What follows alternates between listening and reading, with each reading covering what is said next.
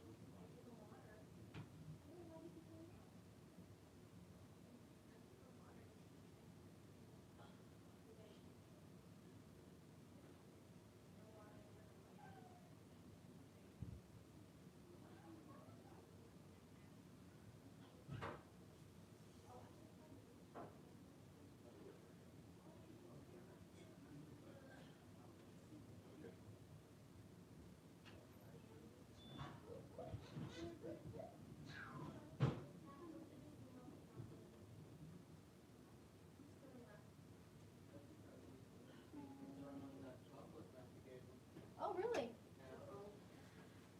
don't know about that. Guys, sorry. See? This is what happens. I went out there and my dog just threw up. I don't know what's going on. He threw up 3 times today in the last hour. I don't know what's going on with Sumo. I don't know why he's throwing up. He's only had dog food, so I don't know what's wrong. I think I gave him some treats yesterday, but anyways, nothing to make him vomit like this. So amongst what happened Friday the 13th and my dog not feeling so great, I'm back. So sorry about missing yesterday's. I know I said I'll come back on. I did a early morning reading on Friday the 13th. I think it was like till 4 in the morning. So at least that was out there. It was for Gemini. But I promised I would have come back on and I just couldn't. Literally, I had police drama. Like literally, it was drama. I'm fine, but it was crazy. So anyways, I don't know if you guys are all here, part of a twin flame journey or a divine soulmate journey, but whatever journey you're on, you're going to probably get some good information from this reading. I'm going to keep it open.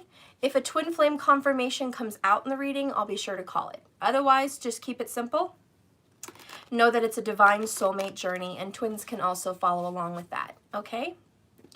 All right, so we're going to take a look into your masculine and your divine feminine. And keep in mind, these can be a male or a female in an energy. Sometimes I resonate heavily with a masculine, and majority of the time I resonate as a feminine, a divine feminine.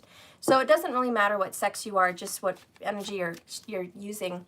Masculine energies tend to be dominant. They tend to be controlling. They tend to be logical. They tend to be strong and kind of bottling up those feelings, just kind of, suppressing emotions.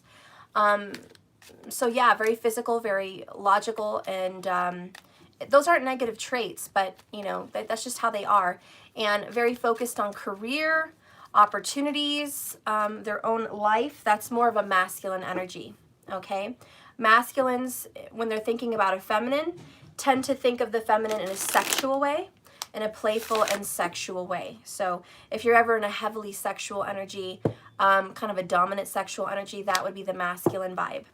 But when you're resonating in a feminine energy, you tend to be illogical. You tend to be all in your feelings. Your feelings are number one. Logic is later.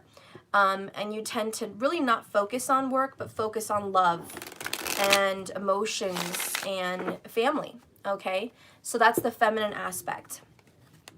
You tend to be emotional, probably put on the tears a lot. You tend to be philosophical. You tend to be in fantasy. You tend to be very spiritual, to where you want to connect out of this world, kind of just connect on a higher level, a 5D level, okay? Even a 9D level. You just try to be different. And as far as feminines also, it's more like spiritual as far as you're using your divination gifts. So you tend to be more spiritually minded. So that could be very feminine, mothering, nurturing. Okay, that's all feminine. You know, the masculines are providers. They take care of the financials. And the feminines tend to be the nurturers. Okay, so like I said, you can be a male or a female in that energy. All right, just see what resonates for you. You can flip-flop. Some people flip-flop more than others. If you find that you are flip-flopping, like weekly, you're very unbalanced. You need to try to balance yourself out a little bit more. People should predominantly be more one thing than the other. So if you find yourself swapping back and forth vigorously, there's a lot of unbalance in your life, okay? All right, so you kind of want to find your position and own it and work with your position, okay? You can harness the opposite energy when you need to, but owning your energy is like owning who you are, okay? It's like saying, this is me, I own it, and I'm going to be the best me I can be. All right, so now that we got that out of the way, Spirit, please guide me in these cards, direct my message, direct my path, direct my hands. I want to find a message for the divine masculine. I want to know what's going on in his or her life. Show me what's happening. Okay? And show me what they're feeling. Show me what they're feeling. What is this masculine feeling? Okay. All right. Show me the future actions of this masculine. Show me the future actions. Okay, bottom of the deck, overall, underall energy for a divine masculine is karmic. Looks like the divine masculine is in a karmic situation. Clearly, this could be a third party or just a two-party, but the masculine is currently settling some karmic vibes, okay? This is Ketu all the way. If you're a masculine, you're going to want to check out, where is my Ketu? Where is my south node of the moon? If you haven't yet checked your birth chart, please do that. If you want to follow tropical, that's fine. You can do that at astrocafe.com.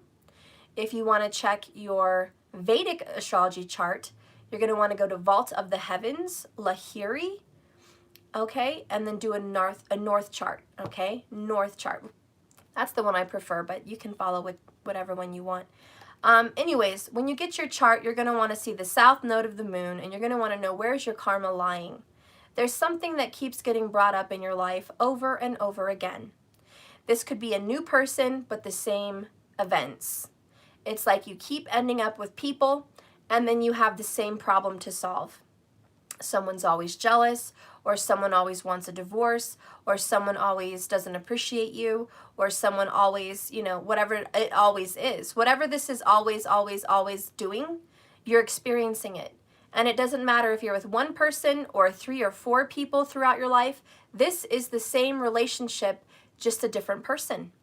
And so if you notice that you're finding yourself caught in a trap, you basically feel like a fly in a spider's web. This is the karmic cycle that you're trying to deal with.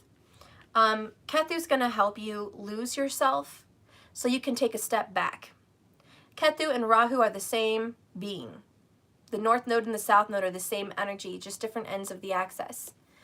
Where you want to go is where your Rahu is. You're desiring to go where Rahu North Node is. That's what you want. But what you're getting is Ketu down here. And you have to find some middle ground. You have to make peace with the past, and you have to grab on to this new unknown beginning. So it's kind of scary. It's kind of scary to be back and forth. The karmic person that you're with wears a mask. This person is not who they say they are. They're traditionally secretive, very secretive. They hide things from you. They keep things from you. They say who they are to you. They present this package, but then you're finding out that's not really who they are. It's kind of like saying I'm a saint, but I'm a sinner, right? You should be a sinner and a saint, but you know what I'm saying? This person that you're with is not who you think they are. They're keeping things from you.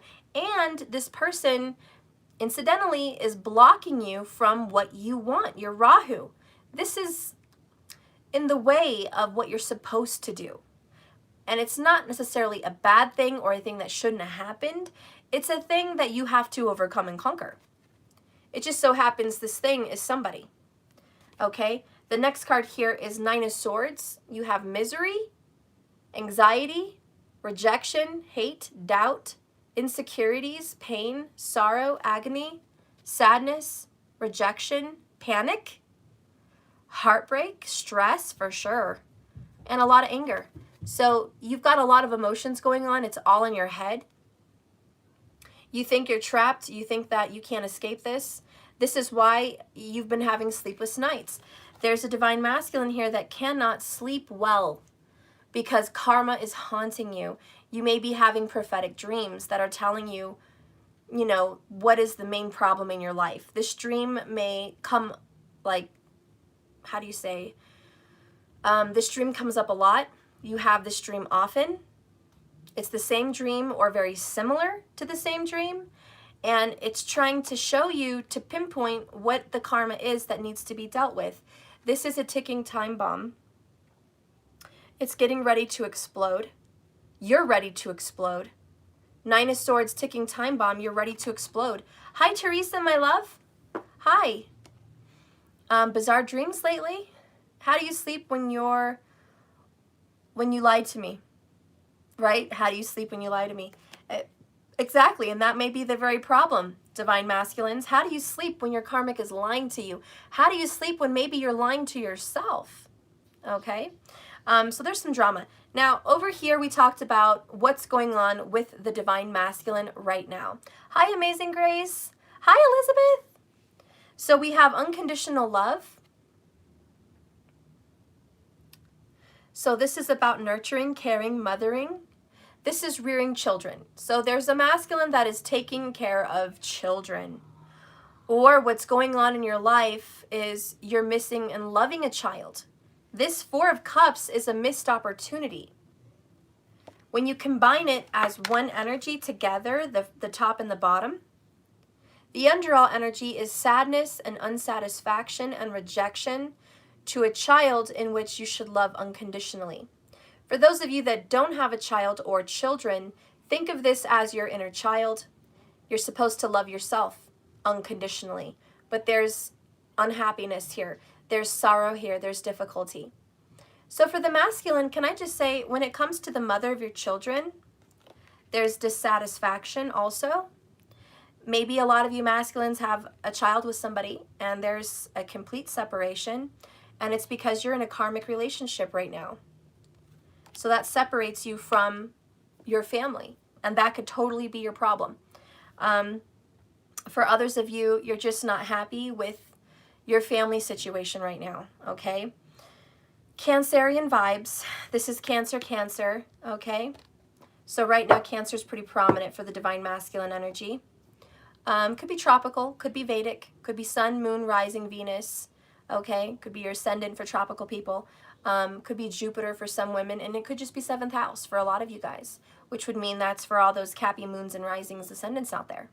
So you have to kind of see what's going on in your situation to kind of figure this out. But Anyways, it looks like what's happening in your life right now is complete unsatisfaction. You are not happy with the results. Hey, stop it! I said stop! I'm sorry, guys. Hang on.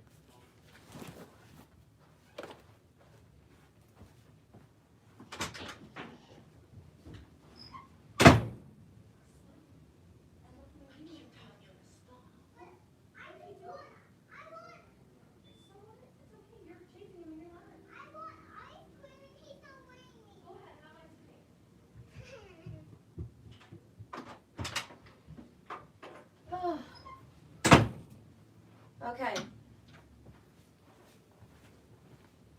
Okay. So, back. Drama. I don't know what it is. We're done with Mercury retrograde. What is this crazy energy? Screw Mercury retrograde. You know what this is?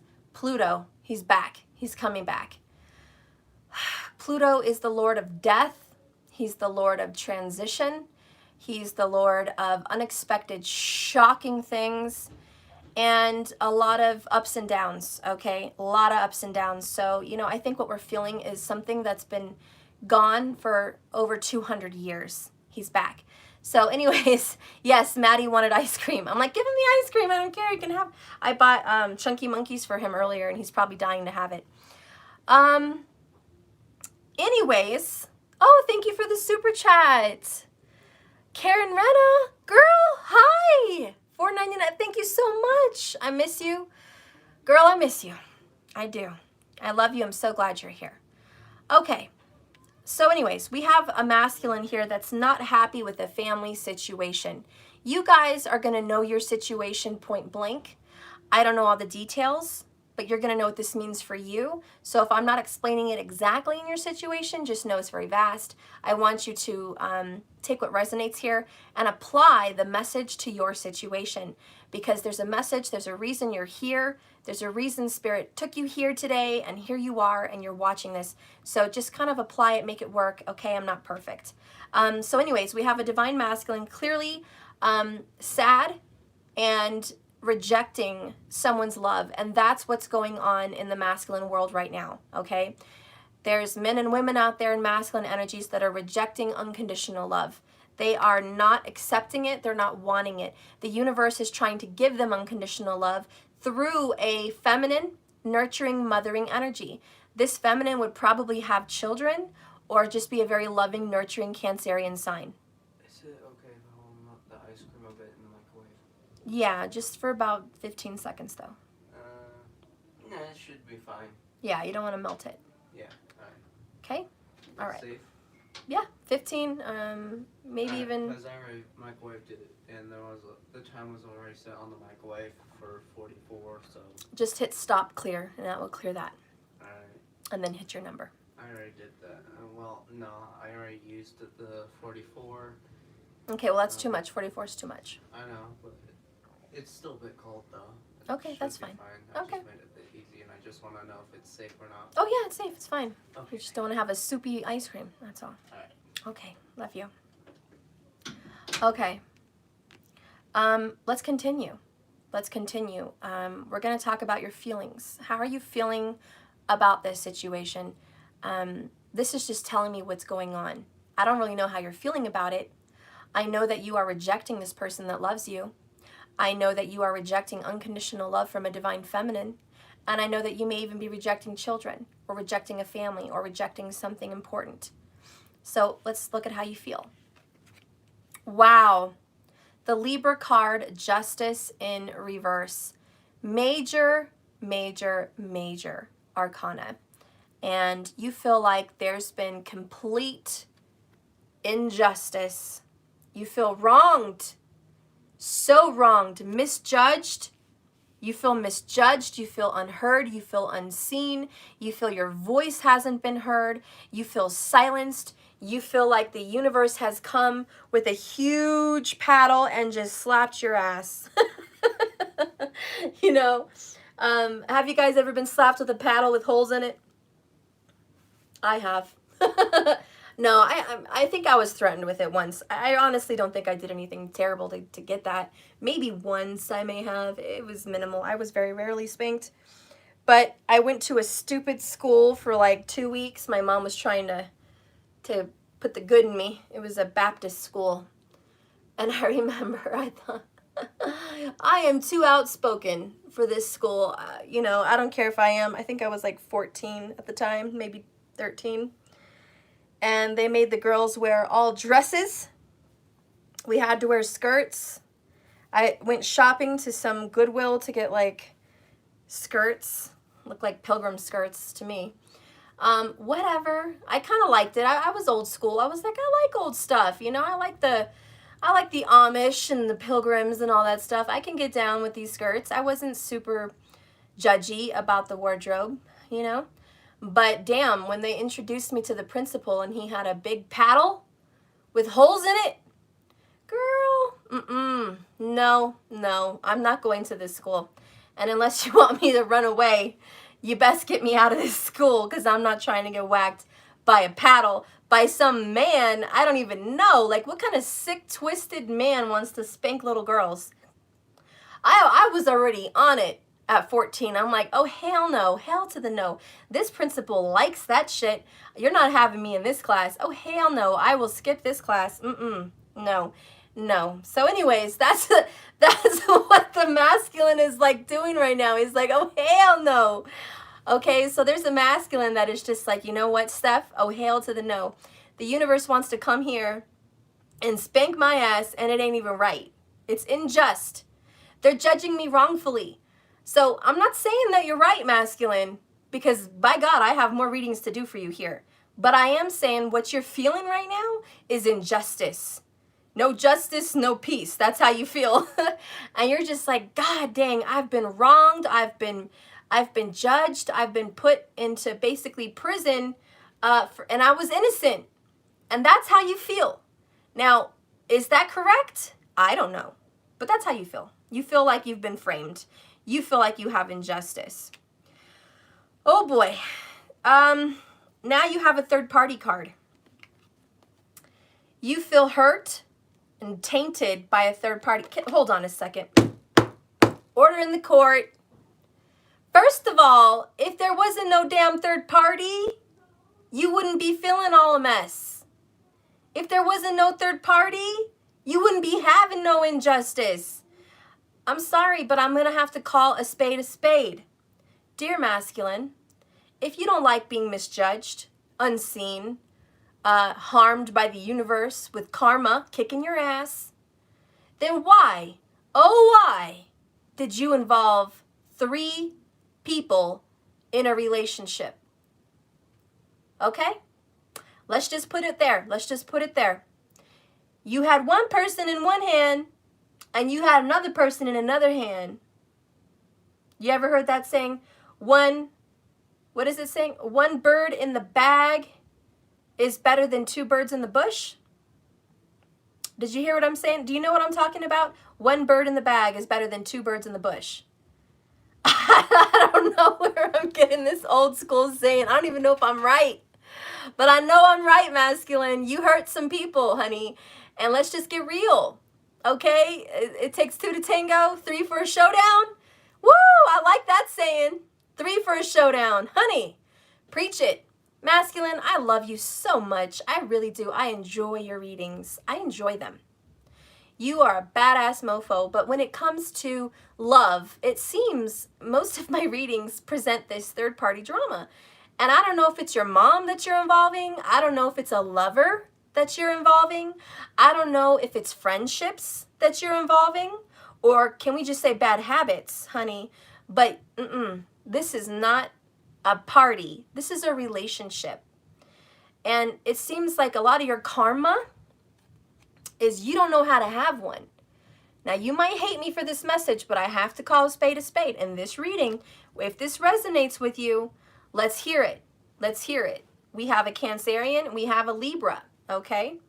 I'm also feeling Scorpio vibes. I don't know what's going to pop up elsewhere in this reading, but I do feel some Scorpio vibes, especially because I called Pluto down. So we know that this is definitely going on. Scorpio, Cancer, and Libra. We know y'all here, all right? And by the way, that's a 3-party, is it not? That's 3 energies right there. So just confirmation, okay? So I'm not gonna bash you. Don't worry. I'm not here to slam the masculine. And a lot of you, I don't know if it's masculines don't seem to resonate with my readings, or the masculines I'm reading for are men, and you think you're a masculine, but you're actually in a feminine energy, which kind of explains why you're attracted to my readings. So if you are a man, don't be afraid to be in a feminine energy. It's perfectly fine. You may not be resonating with the masculine. Your lover or ex may very well be the masculine in this relationship. So please keep that in mind. That's totally possible. Okay, so we're going to go ahead and keep on going with this reading. You feel unjust, like pissed off, unjustly judged, and you feel very damaged and hurt and in pain by the suffering of a third-party interference, or you're just scorned because you went and got into a third party. Now, my immediate intuition is this. You had this lovely person, like, loving you completely. There's not a damn thing this person wouldn't give you, okay? They would come hell or high water, have your back. Sumo showed up again. Suma threw up again. I'll be right back, guys. Shoot. The heck? Oh, Lord. What's going on here?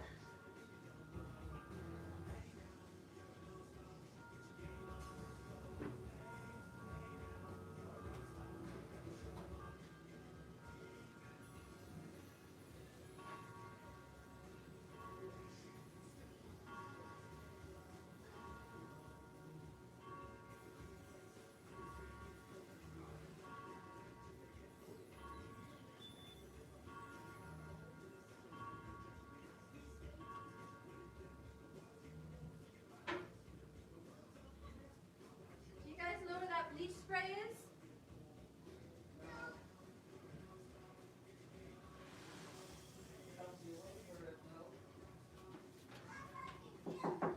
You guys know where the bleach spray is? I don't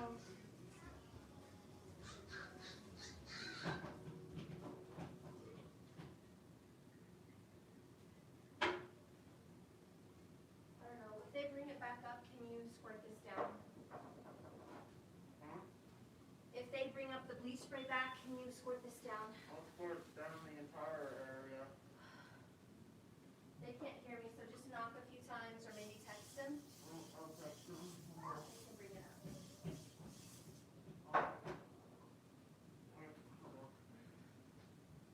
Text Uncle Brendan.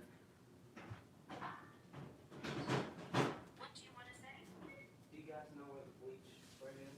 We go through up again and we're trying to bleach the floor. Is that bleach spray? He brought it up and now it's not there. Oh yeah, I brought it up and then had to bring that. Leave it up here though. Oh, we will. Don't keep it down there because then if we ever need it and you're not here, I can't get it and I don't know where it is. Oh, yes, yes. You keep throwing that back. Sula made 2 ginormous Yeah, pills. keep it back. We need to get Sumo a bucket. No.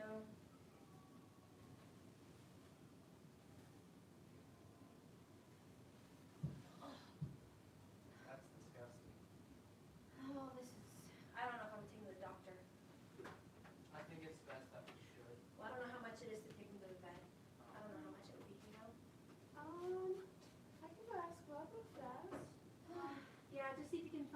can just tell me. I'm gonna finish work and then I'll see how much it is. How much have you been doing? This is the 4th time. Full time. Yeah, in like an hour and a half. I know Rose had that, like that before when she threw it like 2 or 3 Maybe times. he ate something outside, right? Like, I don't know what he ate. What's in the store? Just food and a little bit of grass. Just brown and nasty. Well, yeah, Rose did the same thing, storing up piles of food. Yeah, that's what he's doing. Lots of piles. That was like after, the day after she might have eaten a piece of brownie. Eating a hot chocolate. That's what Damon. Yeah, it's possible, guys. Did you see Matthew give him chocolate? At least twice, because, well, Matthew was trying to eat chocolate, and because he's like smaller than me or whatever, it's a lot more easier for Sumo to get onto him, or something, and to just take the entire chocolate out of his hand. You need to stay away from him with chocolate. That must have been what I happened. mean, he got away with it twice in front of me. I didn't even notice. Didn't even see it. I don't know you're running around with chocolate. He's always running around with chocolate. Bob, a light plate, and I looked a little bit, you know. Daddy rolled it up, but it was No, I'm talking about, did you feed Sumo ice cream? no. Okay. Well, I'm worried about what he's eating. Did Simone get a chocolate bar? Or a Snickers or something? Well, Matthew had two You're bad. Reese's bars. I'm gonna go back to the Matthew had 2 Reese's bars. Poor Sumo. I don't know. Hopefully it doesn't cost a lot. I don't think I have to take him to the vet. Well, this is what Rose is doing. She's trying to walk a little more for you to see. Okay. Right there. Sorry, guys. I'm back. I don't know. My dog is throwing up again. I hope I don't have to take him to the vet. From what it sounds like, people are saying Matthew accidentally gave Sumo chocolate. I don't know if you guys know anything about dogs having chocolate. I don't even know if that's for sure what happened, but that's what my oldest son is saying happened. So I don't know. I don't know. I'm going to have to look at it after I'm done. Okay. So anyways, it's toxic to them. That could totally be the problem. Chocolate is very bad for dogs. Oh my God. Oh God, I hope that's not what happened. We had Halloween candy around. Maybe Matthew was running around with the Halloween chocolate or something, and maybe Sumo got a hold of it. Maybe one was on the floor. I don't know. I hope he's gonna be okay. Dogs don't die for eating chocolate, correct? They just... Chocolate is lethal? Oh shit. Well, I guess it depends how much chocolate. I mean, if he had a bite of it, it probably wouldn't be as lethal as a huge chocolate bar. So I think because my brother's dog ate a piece of chocolate, and she threw up for a week, but she didn't die. So hopefully he's going to be okay. I don't think they would give him intentionally a whole chocolate. But anyways, thank you so much. I will look into that when I'm done with this reading. He seems to be all right. He's a big dog. I think he's all right. But either way, I will probably get him checked out after this. Thank you so much for your input on that. I will ask Maddie. Getting a straight answer from him is impossible. He doesn't know what he's talking about, but I'll try to ask him how much he gave him. I will, if that happened. Oh, give dog ginger. My husband is a vet. Thank you so much. Thank you. I will give him ginger. Thank you so much for that advice. Let's go ahead and finish up this reading in here. Back into the groove of this reading. We have the way the masculine is feeling is unjustly seen, wrongfully judged. The masculine is being very incorrect in their judgments as well. And you may not want to hear that, masculine, but I have to tell you, the way you're feeling is unjust. If there's a masculine watching me and you feel like you're in the right, what this card is saying in reverse is you're not in the right. You're in the wrong. And it may be hard to take criticism. It may be hard to say, okay, damn, I don't want to think I'm in the wrong. I feel right and I feel they're wrong. But really the way you're feeling is wrong. And that's what this card is saying.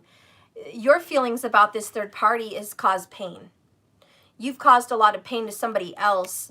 And for some reason you feel like it's all about you or you feel that something happened to you, it's all about self, when really it's about others, okay? You've hurt other people with your actions. Now, I'm not saying go hurt yourself over this. I'm not saying go bang your head against a wall and get depressed and be miserable. I'm saying you need to just hear it from me that the situation is one-sided. You're not seeing things from their perspective. You're rejecting unconditional love, which is wrong.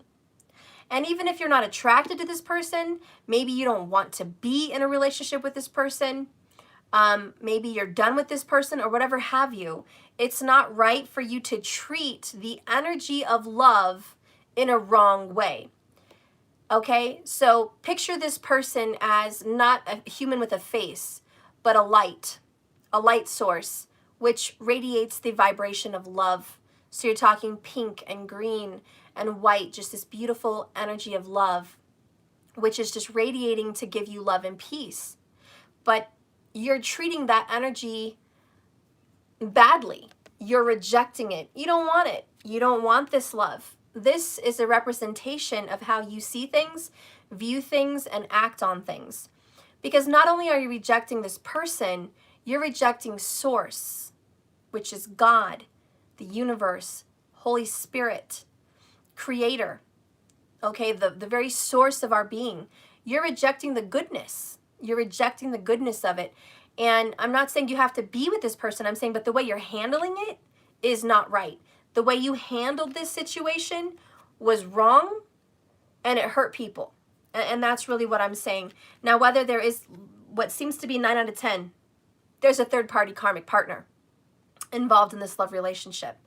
For other people, it could be a parent you put before your love, work before you put before your love, friendship circles you put before your love, okay? But this over here is your love. This over here could even be your child. It could be a lover or a child.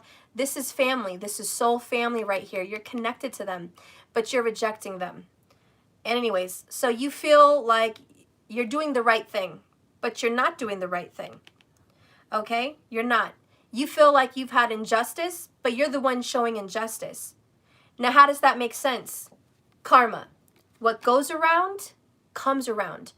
If you judge her or him unjustly, you get judged unjustly. If you reject him or her, you get rejected by somebody else. If you block, silence, or abuse this love relationship in some way, then the relationship that you've chosen has blockages and stress and strife, because it's the law of the universe. It's karma. What goes around comes around. And that is the justice card. You are suffering what you feel is unjust, but it's not unjust. It's actually just. You're the one doing the rejecting, so you're going to be the one struggling. You get me? Okay, there you go. Judge not, yet you be judged. And with the force that you judge them, you're going to be judged just as harshly. So keep that in mind. You know, I'm just going to give an example out there. If you're a masculine and you thought that your divine feminine was a liar, no good, unworthy, unattractive, stupid, undesirable, and maybe ridiculous and troublesome, troublemaking. If you thought your divine feminine was all of those things, you're wrong. The way you judged her or him was wrong. And so now you're going to reap what you were sowing in that judgment. Now you're going to be in the third party situation where they are going to judge you just as harshly. Where the person you choose to be with is going to accuse you of being unworthy, unrighteous, unjust, no good, a cheater, a liar, untrustworthy, and pathetic even. Okay? That's what goes around comes around. So you're going to have arguments about your trustworthiness. You're going to blame. Well, I don't know why this third party is judging me. This karmic is judging me because the only reason this karmic is judging me so harshly is because this divine feminine lied about me, is because this divine feminine put me in this position. Steph, my divine feminine put me in a bad situation with this karmic, so I blame her, or I blame him for the problems that I'm having, period. But again, that's that one-sided, unjust energy. This is exactly victim mentality. It's poor you for your suffering when you're not acknowledging why there is suffering. One of the hardest things for people to do, all people, even feminines, is to look at their suffering and realize they brought it upon themselves. And what that means is you're not out there intentionally saying, I want to suffer, I'm going to make this shit happen to me so I'm miserable. What it is you don't have healthy boundaries, you're not following your intuition, and you're repeating karmic cycles. Whether on purpose or not on purpose, you're repeating them. So you're experiencing negative shit. And people have to realize that when they're experiencing this negative stuff, they are calling it to them in some way, shape, or form, whether intentional or not intentional. They're not dealing with it the way they need to deal with it. And I would say 9 times out of 10 for everybody, we don't follow our intuition. A lot of feminines had an intuition about this relationship before it even started. But you did not follow that. You just didn't. And for the masculines, the same for you. You had an intuition about all of this. About cheating, lying, getting another person involved, maybe being in between two people. You had an intuition not to do it. Not to say that lie, not to drag that person in, not to, not to create friction. But honey, you did. And you didn't follow your intuition. So here you are. Here you are in this pickle, and you're not happy. 9 of Swords, Karmic, 4 of Cups, Justice in reverse. This is not a happy reading for the masculine. This isn't, oh, masculine's really having a great time. Life is good. Money's good. Marriage is good. Home is good. Friends is good. This is not everything is good. This is things are not feeling good. Am I saying you have no happiness in your life whatsoever? No, I'm sure there's happiness. People have pets. People have friends. People have family. People have children. People have friends at their job. People are proud of some of the things they do at work. I'm not saying you don't have any happiness, but I'm saying a majority of the weight of your life is not feeling balanced and feeling completely out of control.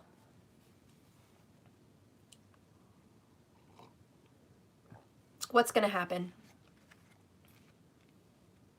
I have to admit, this 2 of Swords has been very prominent in so many tarot readers' readings, and especially mine over the last week. 2 of Swords, and this is the crossroads. It's a choice. You have a decision. Why would you have a decision? You have to pick between 2 people. We have the third party, which is basically another 3 of Swords. And then we have the 2 of Swords. You do have a choice to make. You don't have to stay in this. You got me?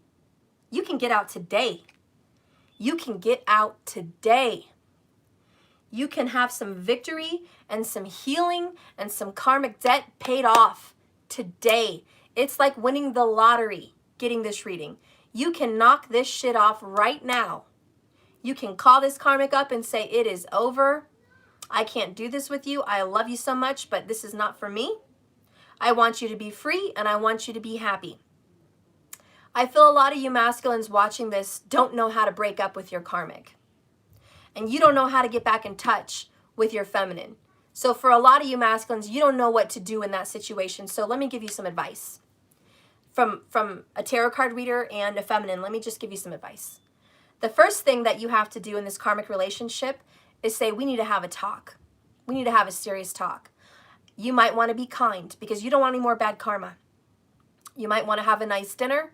You don't want to make it seem like it's a proposal, but you might want to have a nice little meal, okay? Whether you go out, you order in, or you make it, whatever. Get some wine because you're going to need it, okay? You're going to want to talk about your feelings. You are. You're going to sit them down and just say, let's talk, get a cigarette, whatever. Chill the mood out. Just chill the mood out.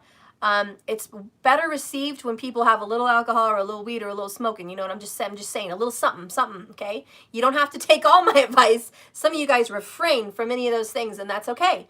But I'm going to tell you, sometimes the peace pipe brings a little peace in a difficult meeting. It really does. And I'm just saying, So, as you sit down with this person and you have this conversation, you say, look, I do love you. I want to get that out. I love you and I'm grateful for you. I really am. But I have made a decision. You don't want to say, I'm thinking about it, I feel, maybe, blah, blah, blah. No, that gives people hope. When you say maybe, I'm thinking, I feel, blah, blah, that's hope. That person thinks they can overcome what you're trying to tell them. You don't want them to feel like the strength card. You don't want them to feel like we can work it through this, baby. None of that. You want to say, I've come to a decision.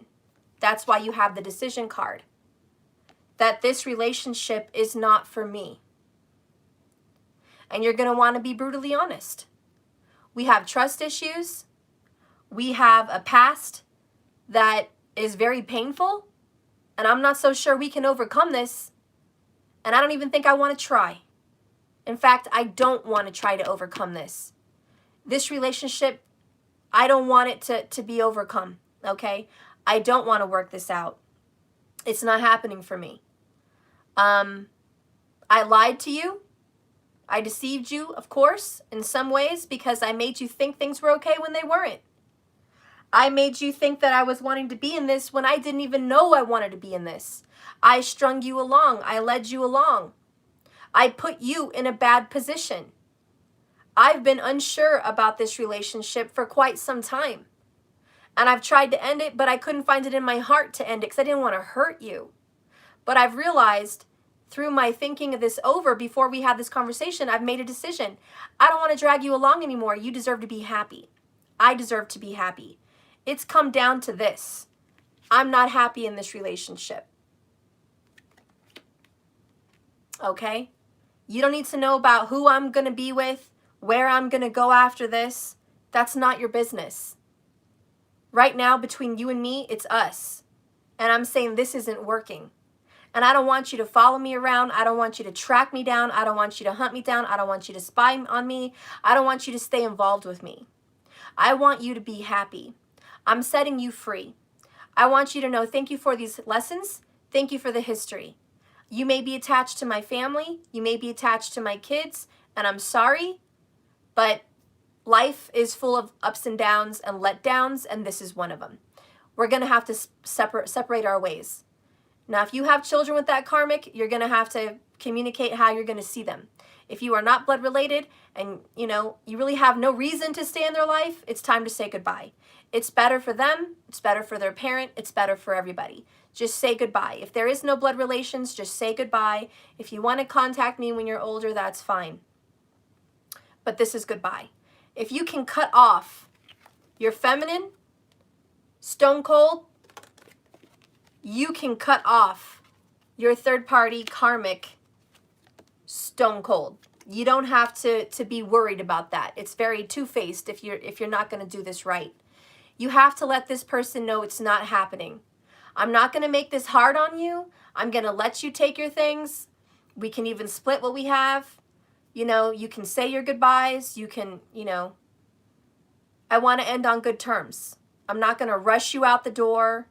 I'm not going to yell at you and fight with you. I don't want to have a fight. I just want to tell you I love you and I'm sorry that it's come down to this. But this is over. It is absolutely over. And there is no hope. I don't want to overcome this. I don't want to fix this. I don't feel the same way you feel about me. Okay, I don't feel that way. And this is just not going to work. It is a grown folks conversation. You're absolutely right, Tim. And that karmic just needs to hear it like it is, because that's the best way to get over a pain. So once this person, this karmic third party, realizes you've made your decision, they're going to take steps. Page of Pentacles. And they could be an earth sign. Taurus, Virgo, or Capricorn. This karmic could be an earth sign, and they're going to take their stuff and they're going to move on out. They're going to move forward. They're going to get their belongings, or you're going to get yours, however this works, and we're going to close the door. Okay? That's it. We're closing the door. And then you're going to block them on your Facebook, block them on your phone. This is not just delete the number. You have to block them because you don't want any calls. You don't want any communication. And then you're going to have to block your family from contacting them as much as you can. You're going to have to say, this is over. I don't want you communicating with this person. I'm not going to go back to this person. And this is what's best for my life. And I'm the one in the relationship, not you guys. It's over. Please respect that I'm trying to get over this. Respect that I'm moving on from this. Okay? The next best thing to do in a breakup is to contact that person's family, because chances are that person you're breaking up with, their mom, their brothers and sisters, or their friends might have some shit to say about it. And you don't want any drama in the future. People lashing out on Facebook or lashing out at your job, you know, childish bullshit, because they're sad that their person is crying and hurt. You're going to want to write them on Facebook in a messenger, okay, or text, and just send it to all of them. And just say, I'm letting you guys know that I love so-and-so, you know. I'm grateful for the past we had, but it's over. I'm not wanting to be in this relationship anymore. It's not working out. It's between me and her or me and him. I don't want anybody else to be involved in this decision. It's what's best for me, my kids, my family, whatever. It's what's best for us. And I want you to respect that decision. I'm grateful for all of you, but I am going to have to cut all of you off because I don't need any more drama in my life bringing this back up for me. It's over. I'm kind of just wiping the slate clean, and I need this to be peaceful. I've given your sister, brother, lover, whatever this is, I've given your person all of her or his things. We had a dinner. I told her or him in respect and in love how I was feeling. And we ended this on a nice note. We ended this in peace. And I don't want any problems from anybody else. This is how I feel, and this is what I want. And it's taken me a long time, get honest. It's taken me a long time to admit this to myself and admit this to her or him. And I'm very upset that I didn't do it sooner. I'm sorry that I dragged it out. I didn't want to hurt her or his feelings. Or this would have been done 2 years ago, a year ago, 6 months ago, whatever it was. You want to tell this family members, you've been thinking and feeling this for a long time, holding it in until you just can't hold it in anymore. You can't hold it in anymore. And you need to let them know so they can sympathize with you and understand where you're coming from as adults. And then you're not going to have any hashback. You're not going to have any problems from their family or friends. They're all going to respect your decision and they're going to back off. That's what responsible people do. I had a friend of mine, she was married to my cousin. She was our hairstylist in the family. She did my hair, my mom's hair, my daughter's hair. She did facials as well and stuff like that. She did, you know, cosmetology stuff. And when they were married, we were all, you know, good with her, and they share a child. And she was getting a divorce with him. And it was unjust in our opinion. She was leaving him, or he was leaving her, whatever have you. We felt bad because we as a family saw them as such a cute family, and we all wanted them to stay together. But we don't know the insides of their relationship. We don't know how miserable it was every day in that house. We don't know how miserable that relationship was. It would be wrong of us to pressure them to stay together when they're the ones living their life and we only see them every now and then. So she, in this divorce, respectfully contacted me, my mom, my grandma, everyone else in the family that she was doing work for. And she said, you know, I love you guys, but I am going to stop doing work, you know, like this for you for at least a while.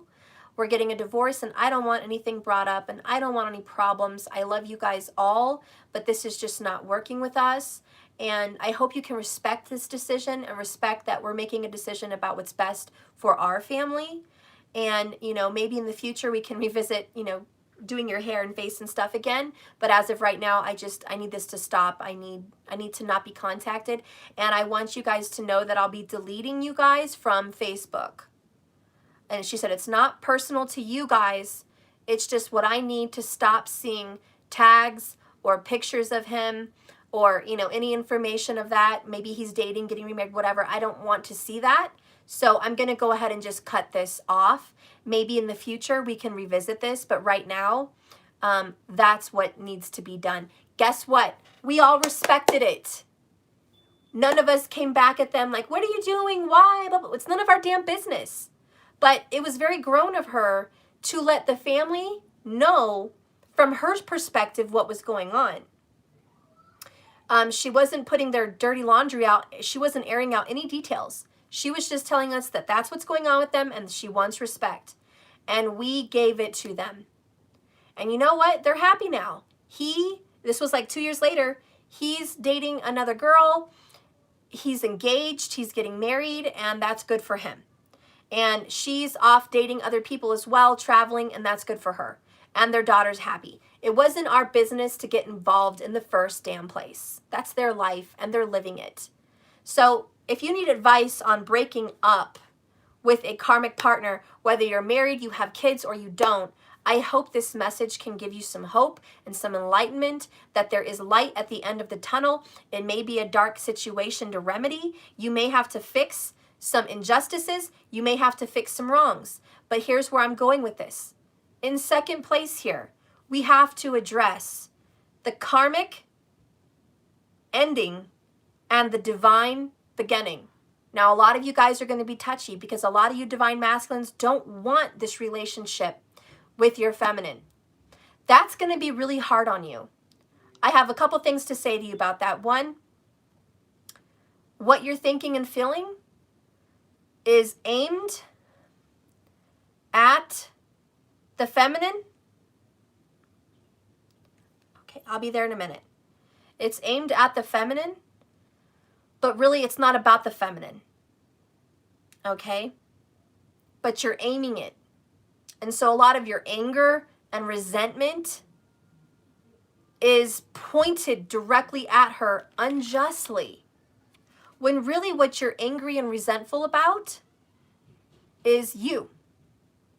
You're angry and resentful to God or the universe or source. You're angry and resentful about your decisions and how unhappy you've made them, you and your karmic. And you're not blaming yourself. You're blaming them. So that's one thing I want to say. You've put the blame in the wrong direction. I'm not forcing you to be with them, but I am forcing you to see this from a different perspective. Hangman. I am forcing you to stop being one-sided, and I am forcing you to deal with your karma. And the reason I'm forcing you to deal with your karma is because Ketu is going to force you.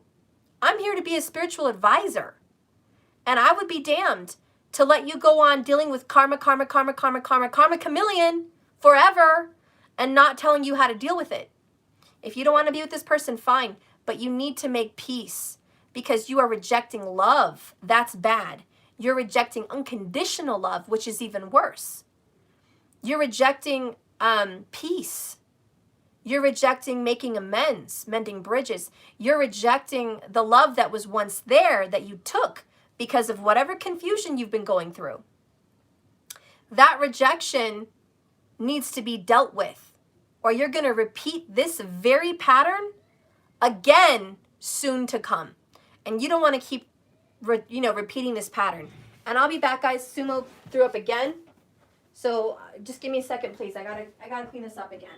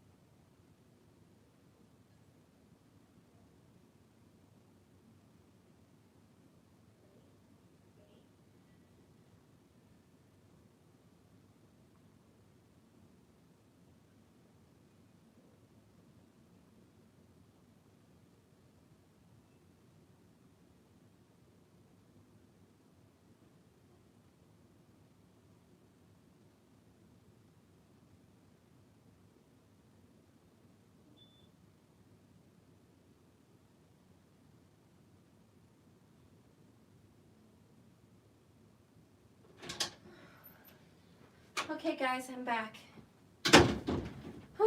So, I took that person's advice and I gave Sumo some ginger. I hope that works. Hopefully this ginger does some good for him. Poor little Sumo. This is the first day he's ever had this problem. So, anyways, let's move on with this reading. Spirit, clarify the unconditional love in Four Cups. Clarify the Divine Masculine's rejection towards his Divine Feminine. Ginger with water. Yeah, that is what I gave him. Thank you for that advice. Okay, so we're going to clarify the energy now between the Divine Feminine and how you're thinking about this masculine, and just clarify this rejection to her or him. Okay, so part of the reasons you are rejecting your feminine, who, by the way, is very lonely. It looks like you were lonely, masculine, and I don't know why you were lonely, considering you had a divine feminine to love you. But for some reason you were lonely, and she or he is lonely. This feminine is lonely. And the reason you're rejecting this feminine is manipulation. You're being a puppet on a string. Other people, third parties, are brainwashing you or talking to you and convincing you and directing your life path for you. Now, whether this is them forcefully doing it or you letting them, and I think it's the latter. I think you've let these third parties convince you of toxic negative things in regards to your feminine, okay? So I think you've allowed them and you've listened, and I think that manipulation has been why you cut off the feminine or rejected the feminine. Bottom of the deck, overall, underall energy between you and your divine femme is soul ties. And the flamingos represent patience, they represent temperance. But the overall energy here is you are tied to the soul with this person. And a lot of you guys don't understand. You're like, what is this soul tie? Well, it means you have fate, destiny, karma to work out with this person. This would be Rahu. Rahu. See, the karmic Ketu is kind of past life. You've already dealt with this person. You might very well have some past you need to deal with your karmic about. But you also may have a future destiny to deal with this person as well. Rahu is the future, Ketu is the past. Check your north node and south node. See where it's at. Does it have any relation to your divine feminine? Is there something tying you to the signs that he or she has? Cancer vibes, number 1. Libra vibes and Scorpio vibes, okay? See if that has anything to do with it. Because it looks like you have to hash this out. Bottom of the deck here, again, there's been a web of lies. A web of lies. You're going to have to work this out. I don't listen. And I don't mean if you... I'm not trying to be forceful. You don't have to. It's not a must to survive. But should you? Should you mend this bridge? Should you recontact them? Should you have this open dialogue?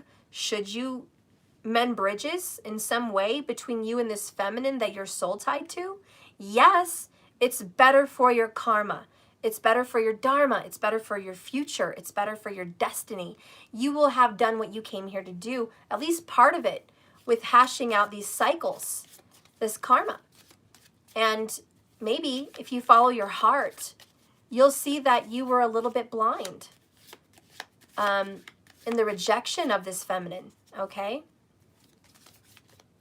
Let's go ahead and clarify this injustice and third party with how you feel. Clarify the masculine's feelings for the feminine. Okay. I guess I should just keep one. The one at the bottom here is moving on.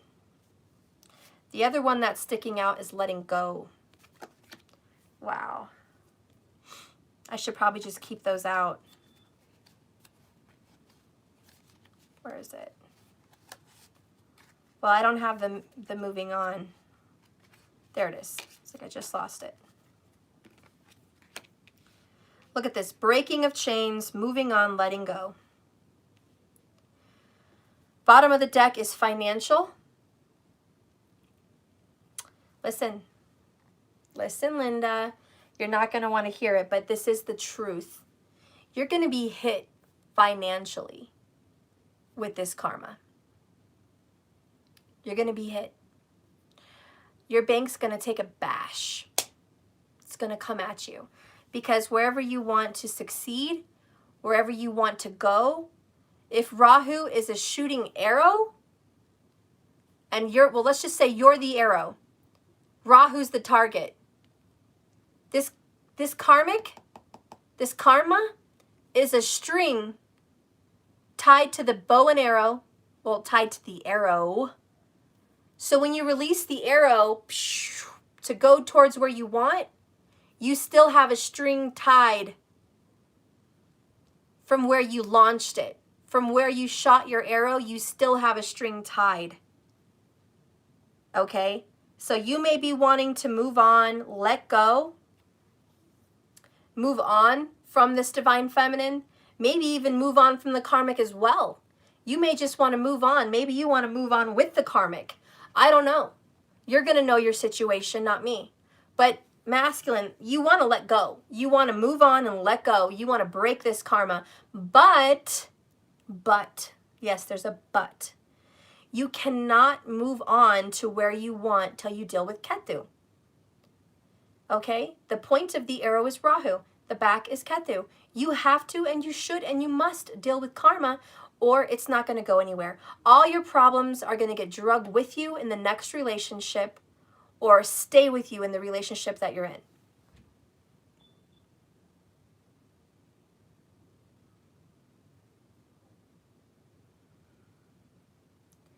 So I hope you understand where I'm going with that.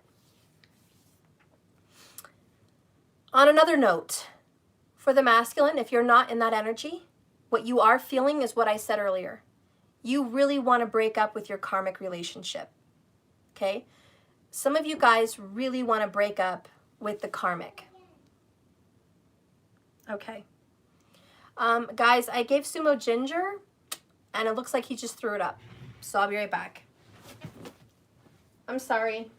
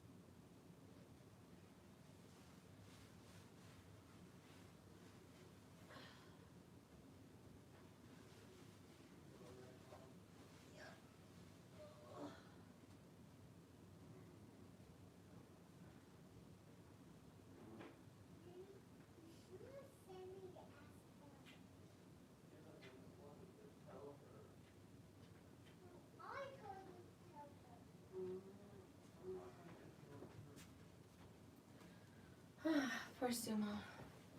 At least it was just water mostly this time. Okay. Whew. Anyways, sorry. But like I was saying, it could be the second part of what I was trying to say about you really wanting to break up with your karmic relationship. And you may very well be thinking, well, you're not thinking, this is the feelings, your heart. Your heart is telling you that you need to break up with this karmic, that you need to end this relationship, and it needs to just flat out be over. That may solve a lot of your karma. And it looks like you're worried about breaking up with them. A lot of you masculines are really considering breaking up and rejecting this karmic person. You're definitely thinking about a breakup, and you're holding yourself back because it's so difficult for you to just hurt them like that. What baffles me is it's not very hard for you to hurt the feminine, but it seems hard for you to hurt the karmic, which is very unfair. And it's, by the way, very unjust, which is the Justice card in reverse. So for a lot of the masculines, you're afraid to hurt your karmic, but you're not afraid to hurt your divine. And this is where the karma is coming in for you. It doesn't make sense. And it doesn't make sense to a lot of people that are watching this video. Your life doesn't make sense. The decisions that you're making don't make sense to anyone except maybe a little inner circle that is approving of this karmic relationship. The very act of breaking up with a karmic may be enough to squash half of your karmic debt. Ending it, stopping stringing them along, when you stop dragging the karmic in your karma, when you stop pulling them into your mess, when you stop involving them in what's hurting someone else, that actually solves a lot of the problem. And a lot of your karma would be dealt with if you did just move on, let go, and break up with the karmic. So this is a message for some divine masculines if you're watching. If you would just break up with them, a lot of your problems would be solved, a lot of it. And it looks like you are being led to break up with this person. A lot of the reason is because the karmic that you're with was a third party. You see, there was already somebody else. There was already a divine feminine, okay? She or he was already in your life, and you were soul tied. Maybe you guys shared a child, a baby. Maybe you had a past life. Whatever this was, you guys had a union, okay? There was already somebody in the picture, but you rejected them for cups. You left them hopeless and broken. You left them lonely. You broke their heart for whatever reasons. And a lot of the reasons that you did this to them was not because you're some cruel, mean person. It's because you allowed yourself to be manipulated by other people, which led to the downfall and breakup of the divines. And then you moved into this relationship, or maybe you were there the whole time, with a third-party karmic. So you see, just the very act of you being with the karmic is toxic. And maybe today, sumo throwing up is also an omen or a sign. When you have something toxic in your body, you throw it up. Your body pushes and expels out the toxicity. It can't have it in its system. We got to get it out of here. So your body has a natural response to get rid of the toxic. You have a natural response too. It's called your intuition. And you're being told intuitively and through this reading, expel the karmic. Get rid of the karmic.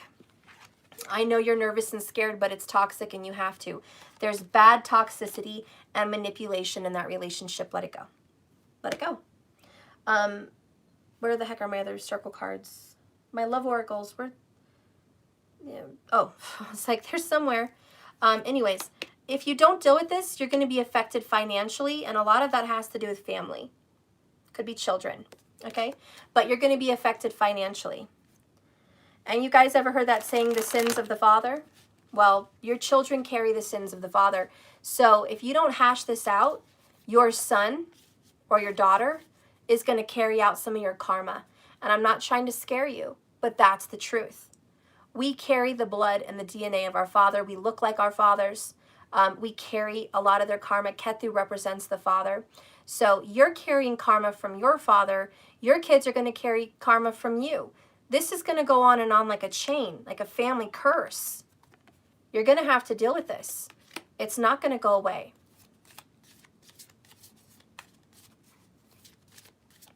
Spirit, please clarify the future decision with the Page of Pentacles for the masculine. A lot of that karma is just going to leave you in poverty or your children in poverty. And so if you want to remedy this and have a successful abundance, time for you to deal with this karmic and break up with him or her. Honestly, it would solve so many of your problems. Anyways, show me the future. Wow. So the future is family.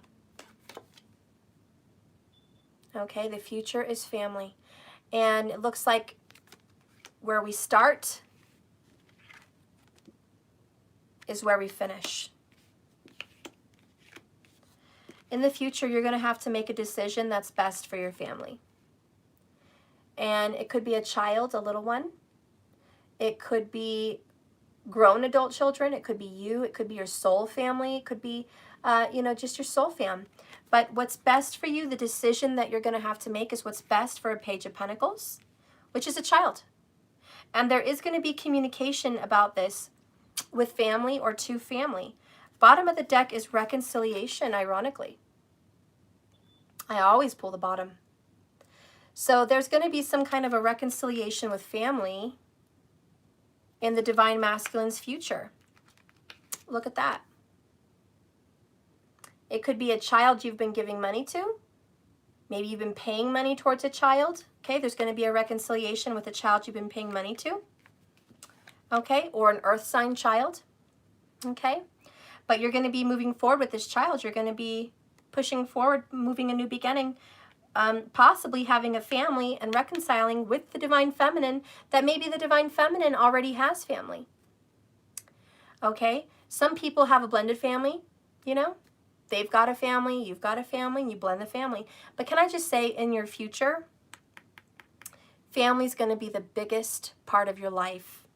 You guys are going to be so focused on the children, so focused on love, so focused on what's best, that your sins, your karma is not going to travel to the children. You're definitely having to make a decision to stop this shit, end it now, and fix your life. A lot of you guys think, Steph, do I have time? Did I blow it? Did I ruin it? Did I waste years? Did I waste time? Listen, no, it's never, and I repeat, it is never too late to reconcile a situation. Please don't think that if it's been years or months or however long that it's just too late. It's an opportunity wasted. Please don't think it's a missed opportunity. It feels like a missed opportunity, but it's not. Because where there was once love, there'll always be love. Let's get a romance angel on this. Gosh, don't you just love cold coffee? I kind of do. I don't mind iced coffee. I should probably throw some ice in there and just call it a day. But yeah, I'm drinking cold coffee. Oh well. Throw some ice in there. Make the most of it. They should do that. Instead of saying make lemonade out of lemons, make iced coffee out of cold coffee. Right? You guys like iced coffee? I like it. Okay. So let's get a romance angel, please, for the future, for the Divine Masculine. Show me the future. Please show me the future. What the freaking what? Guys, bravo, bravo. Masculine, come on now. You better do the right thing. It's not very often I get 2 reconciliation cards out of 2 different decks, but I got it. Someone from your past is returning to your life, honey, and you have reconciliation twice. You guys can see that. But you have reconciliation right there. Okay, and then you have reconciliation right there. So there you go. Divine Masculine, in your future, it looks like you are absolutely going to reconcile with your divine feminine. If you're on track and you're listening to your intuition, you're listening to this reading, you're going to break up with the karmic and you're going to reconcile with that feminine. That's what's in store for you. That's what's on track for you. Okay? And the card that came out was heart-to-heart conversations, my love. Honestly discuss your feelings with each other. So you guys are being brought together so you can communicate. You can talk. There's going to be a reconciliation so the masculine and the feminine can talk and share.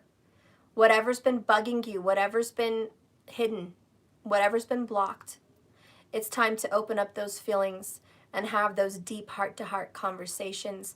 Let your love flow. Let your emotions flow. Let this communication happen. So I'm really pleased. I'm really pleased for the masculine with that vibration. Good job. We have communication here with this card and the Page of Pentacles. The page is a messenger, so there is going to be a physical message. And let's just say a face-to-face physical meeting in which you guys can actually talk. So it's not going to be a text. Okay, it's not going to be a phone call. It's going to be, I'm going to come over, or you're going to come over, or we're going to meet. This is a real face-to-face, okay? For some of you that COVID prevents it, or there's miles that prevent it, there may very well be a FaceTime or a call.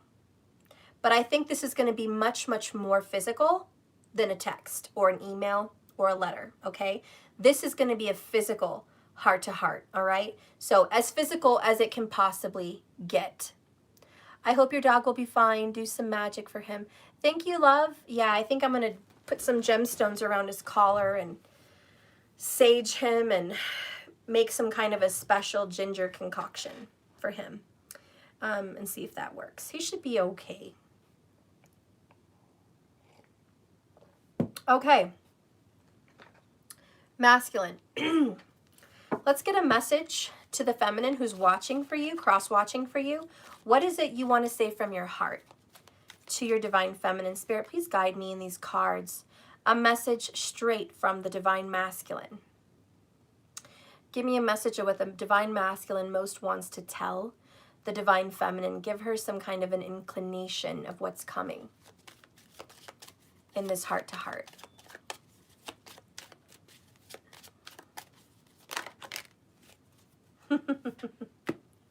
This is crazy.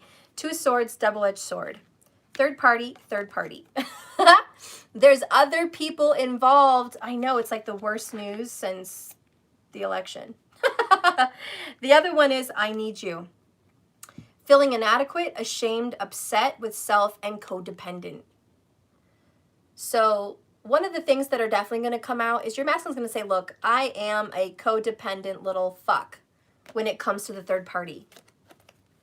I need their money, or I need their support, or I've needed them. I've depended on them. I'm not very independent, you know. I'm not doing a very good job by myself. If you think I've been having it easy, you're wrong, okay? I've been getting my karma. It's been coming at me really hard. There's going to be a lot of excuses. So maybe I should prepare you for that, for the cross watchers. You're masculine, and masculine, if you're watching, you know I'm probably right. You're going to be giving the feminine a lot of excuses on why you haven't reached out, why you have cut them off, why you've pushed them apart. And it's going to be because I need help, because I'm not right, because I'm not balanced, because I listened to these other manipulative third parties because they were giving me money or because they were giving me support in some way.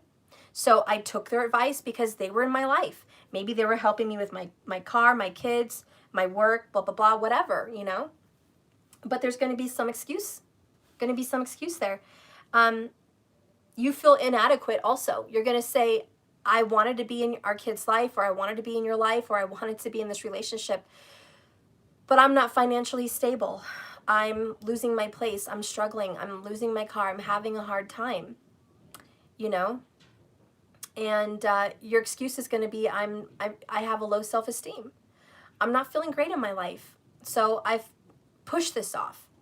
Bottom of the deck, the overall, underall energy, the essential meaning of this reconciled conversation talks about the double-edged sword.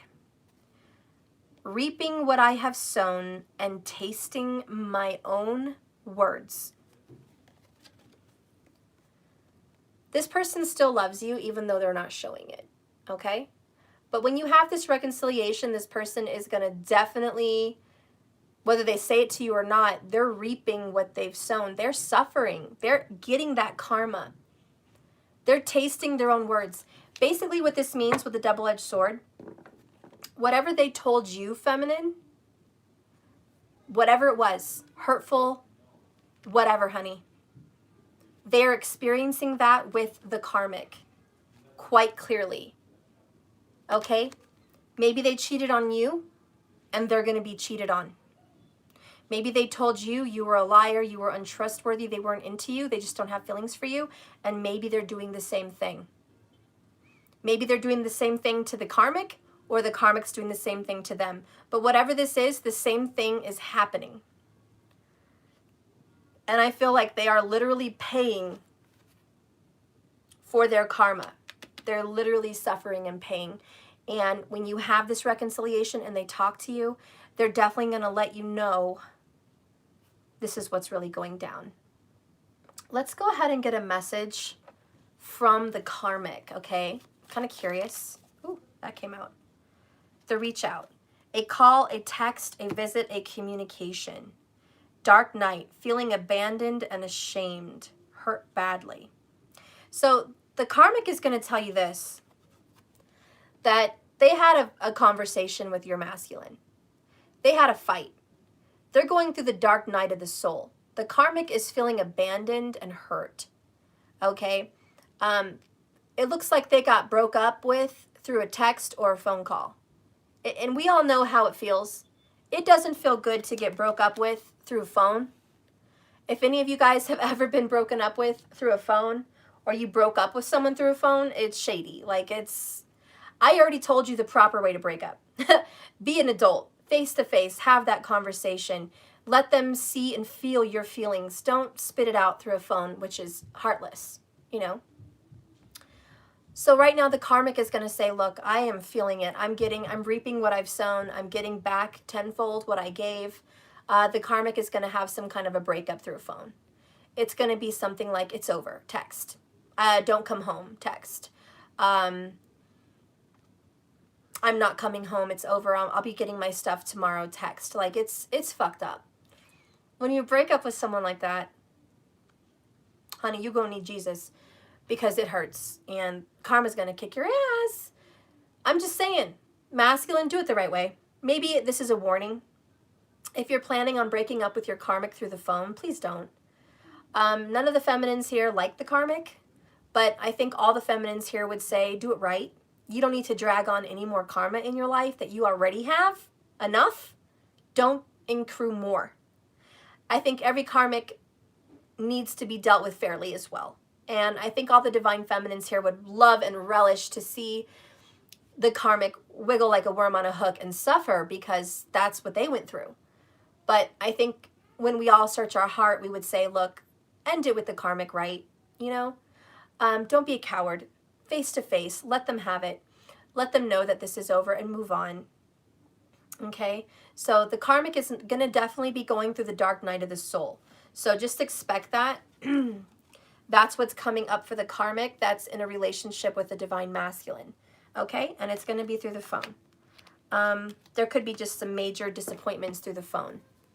Let's get a message from the divine feminine. Right now, watching, what are you thinking watching this reading? What is the divine feminine thinking watching this reading about her masculine? This has been classic for you. Queen of Swords, wise, strategic, honest, powerful. Number 1, scorned. Number 2, jaded. Number 3, completely heartbroken. Number 4, rejected. Number 5, ostracized. Number 6, wrongfully accused. So there is some anger and resentment from the femme. And it's, how dare you, how dare you have done this to me? But on the other shoe, the feminine says, I'm wiser for it. I have a strategy. I'm an honest person. Whatever lies I was accused of is bullshit. I've been honest from day one. And that's your power. For the feminine watching this, your power is truthfulness. You don't have to make up lies to hurt people. You don't have to sugarcoat shit. You don't have to make it seem worse than it really is. The truth is good enough. The truth is your sword. You spitting out the truth does enough damage. And that's the double-edged sword that your masculine's going to have to deal with. Your truth speaks mountains. So keep speaking your truth. Because bottom of the deck for the feminine and masculine, you should know this. Your feminine has a heart of gold. They would never wrong you. They would never even wrong the karmic. They would never wrong anybody. They are kind, giving, and they're a unique human being. So the divine feminine watching, don't worry about what's been said about you, misconstrued about you, whatever manipulation was out there. You know, and know that I know, you have a good heart, girl or boy. You got a good heart, honey. And even though you may have been all Queen of Swords right now because you've been put through hell and high water and hell in a handbasket, it's all right. It's going to be all right. Okay? It's going to be all right. You're going to get that heart-to-heart conversation. It looks like you're open to the conversation, but at the same time, your strategy is, I ain't going to just be all open like you think. You're not just going to call me and boom, I'm right there, putty in your hands, you know, a Hershey's kiss in your hand, just melting away. No, it's not going to be that easy. I am going to have some reservations. I'm going to be totally open to seeing you and having that good conversation. But no, my heart is not all into it. You're not showing up like a Queen of Cups, which is mushy, sweet, tender, forgiving, loving, and just soft, okay? You're coming in hard, awake, wise, alert, maybe even a little paranoid because you don't know what to expect. You don't know if this is going to be a lie or it's going to be the truth. So there's some caution. And so you're just very aware and you're going to take it how it comes. You're going to roll with the punches. You are open and your feelings are hurt, but you're going to be open to the conversation. You're ready to communicate, that's for sure. Okay, so this is the masculine reading. Let's go ahead and jump in now to the feminine. That sounds like a Z. Jump in. Let's jump into everything. Let's jump in. Okay, so thank you, Spirit. Thank you for that message for the Divine Masculine. Good luck. Good luck with all of that. You got your hands full, and, you know, this is for a masculine that has a third party. If you don't have a third party in any way, shape, or form, then maybe this was not the reading for you. But thank you for watching anyways. I appreciate that. Okay, so let's get into the Divine Feminine reading. Divine Feminine. Let's get the Divine Feminine in this situation. Spirit, give me the Divine Feminine in this situation. Please use these cards to guide me to the Divine Feminine in this situation. Give me what's going on in her life or his. Okay, what's going on?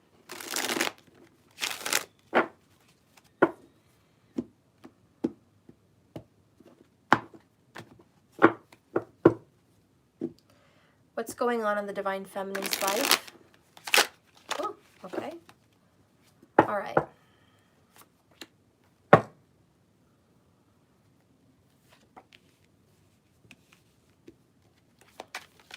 What's going on in the Divine Feminine's life? What's going on?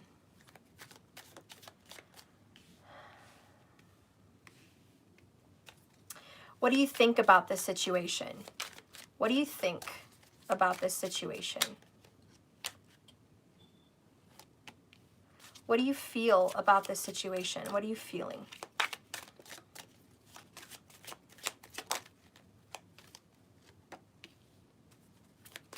What are you going to do about this situation? Okay. All right.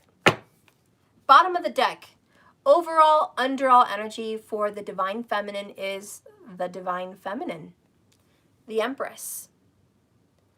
So the Empress is very powerful. She's abundant. She's a business owner. She's a mother. She's a grandmother. She's experienced. She's been around the block several times. She knows how to run an empire. She gives advice to other queens. And by other, I mean she's above the queens. She's above and beyond the queens. She is the grandmother of the story. She's the mother of the queens. Now, a lot of you guys are not grandmothers, but those of you that are, you'll resonate. But those of you that are not grandmothers, you just represent a mature, this is mature, feminine vibration that you can give advice to other people because you've been through it, okay? So age doesn't really have to matter here, okay? But it just means you've been around the block, honey. So, see, someone is a grandmother. There you go. You know about life.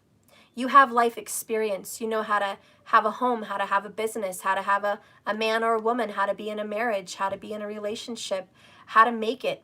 And more than just how to make it, you know how to be abundant. You're also a great healer. So this would mean you have a healing capability. You can heal people with your mind, with your hands, with gemstones, with words, visualizations. You have a lot of magical, mystical power. And you're a great mother. For those of you that are women, you'd be a great mother, or you are a great mother or grandmother, but you're great. You're good at it, okay? You're a good, nurturing, loving human being. And for those of you that are men in the feminine energy, it's the same for you. You're a good nurturer. You're a good lover, okay? Free Flow, thank you for the 99 cents and the little unicorn. I appreciate that. I am now knitting clothes for a new baby who is coming. Oh, that is so cute. And you're great. You're wonderful. You are that beautiful divine feminine. See, that's what these people do. They nurture. This person here is knitting clothes for a baby. That is the most caring, loving gift of nurturing you can do. It's your time, it's your creativity, it's your energy, it's your thought, and it's your heart. That's what this Divine Feminine Empress card represents. I have to be clear with you. This represents Cancer. We had Cancer earlier for the feminine in the masculine's reading. Now we have Cancer vibes again, which is the Chariot. So Cancerian, Cancerian, Cancerian coming in, and the Five of Pentacles, which is abandonment and rejection, which is what we got earlier also with that Four Cups. So the Divine Feminine overall underall energy is trying to move forward from an abandonment, trying to move on and take care of yourself while you're taking care of others. And this is why you have a heart of gold, because when you're damaged, you still continue to nurture. You don't let people know when you're having a hard time. So there's a lot of bottled up emotions here as well. But with the Empress vibration, you're ready and you're preparing for something new. You have faith and you're cultivating and you're nurturing and you're growing a situation, which is with the reconciliation with your masculine. So I do see you calling it in, manifesting it. I see you ready to bring forth a new reality. You're carrying in your stomach, because this represents a pregnant woman, you're carrying in your stomach a world of possibilities. There's planet Earth. The sun is in her heart. She carries the masculine emperor's heart in her heart. She gives birth to a world of possibilities. The butterfly represents new birth. The roses represents beauty and love and vitality. Her hair in the universe represents the placenta. And it's the placenta in the universe. She is where energy goes through like a filter before it becomes physical. So this, you know, you obviously already have children, this person that I'm talking to, okay? But whatever possibilities are out there in the realm of possibilities, it goes through you to manifest. So you're going to bring to life whatever's going to happen. You're the one harnessing that energy into this reality. It must come through you. So you're calling it in. Let's get some more information. Oh my God. Oh, it's too good. This is totally the feminine from the masculine reading we just did. I said, Spirit, give me the feminine in this situation. And what did we get? And you saw how well I shuffled. I shuffled so well. And we have the same shit. We have the Justice card and the Karmic. Literally what the masculine got. It's ridiculous. But on the feminine's case, on this side of the wall, on this side of the yin yang, okay, over here in Yinville, we have justice upright. So we have righteousness, justice, goodness, truth, honesty, the right judgment about the karmic. It means, feminine, that what you think about this situation is you are absolutely right about the karmic. You're dead right. Like, there's no fine line. Possibly there's open-ended possibilities. No. The divine feminine's intuition, which is very fire right now. As you can see, her third eye is lit. Her eyes are lit. By the way, this is Libra. Libra, we had Cancer, Cancer. So again, the Libra Cancer vibes are strong today. The force is with you.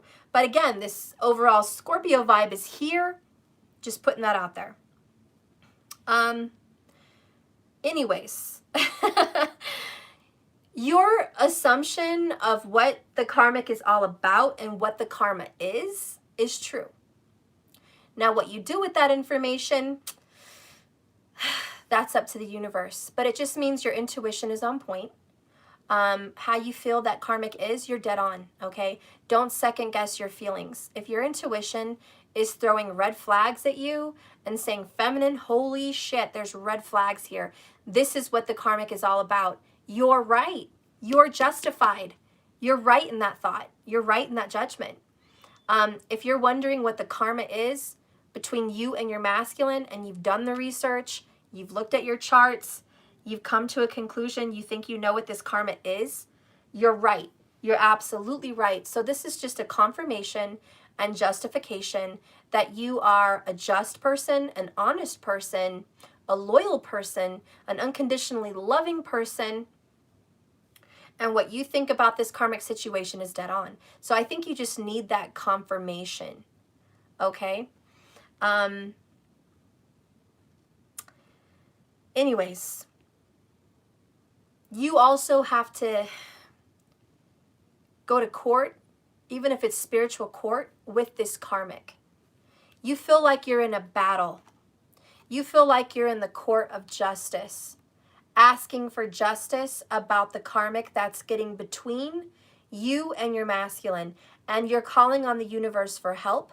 You're asking for spiritual justice. You're asking for karma to step in. You are literally seeking the truth to take out this karmic. It looks also that what you think in your head is, if you were having a conversation with me, Steph, I told the karmic some stuff. All true. All true. I threw so much truth at the karmic. And I thought that would solve the issue, but maybe it didn't, okay? Maybe it didn't. This is saying all in good time. Your truth will prosper. Cheaters never prosper. Liars never prosper, okay? Karma doesn't prosper. It can get worse, but it's not going to prosper, okay?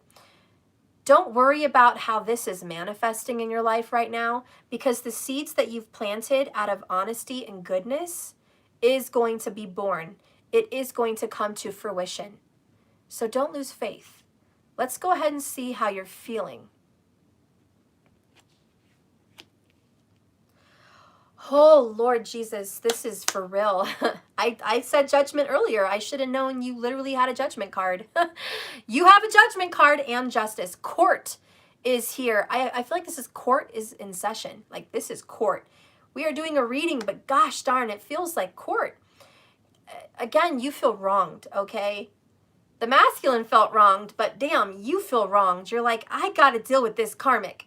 I got to take this karmic to God Almighty himself. I got to take this situation to God Almighty himself.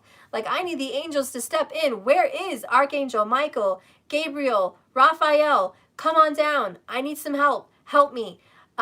This is some serious bullshit I have to deal with down here by myself. I'm sitting here swaying the sword of truth, and it's not getting me anywhere. I'm talking about the truth, and where's the justice? Where's the justice? So you feel like this needs to be taken to a higher power, a higher authority. And so I see you doing candle magic, doing prayers, visualization, affirmations, prayers on your knees, really speaking this into existence,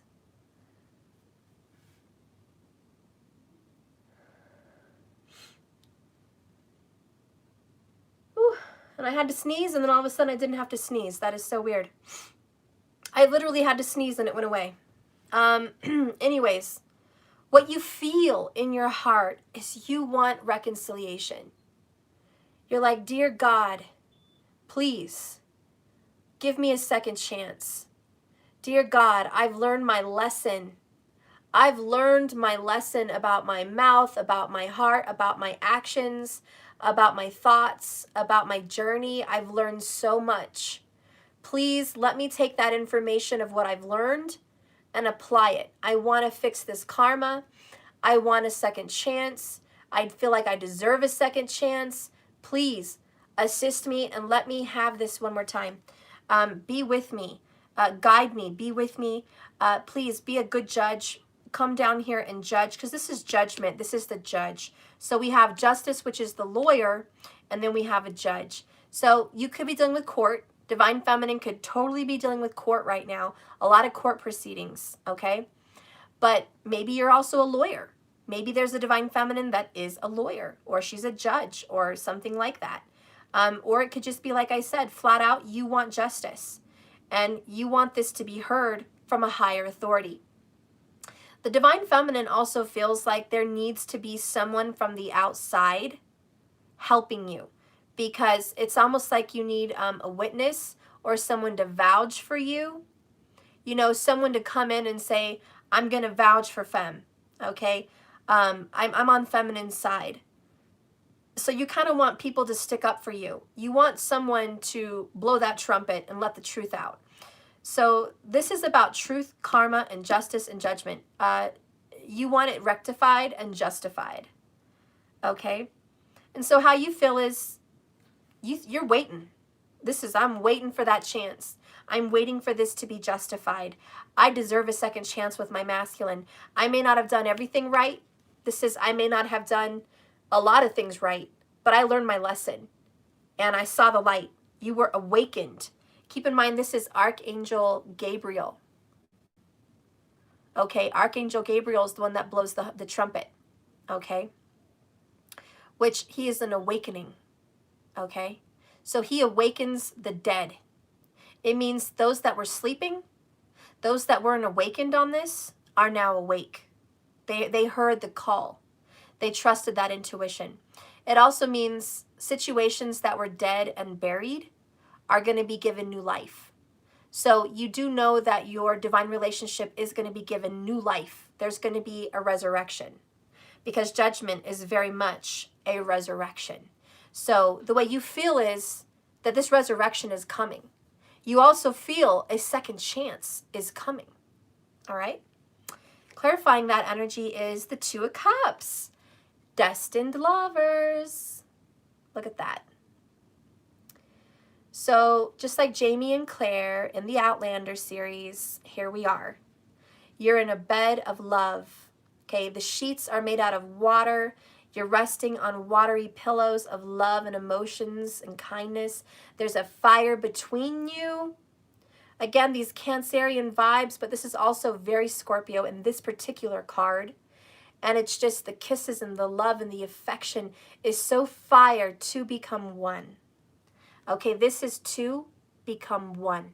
So it is a beautiful soul, heartwarming union.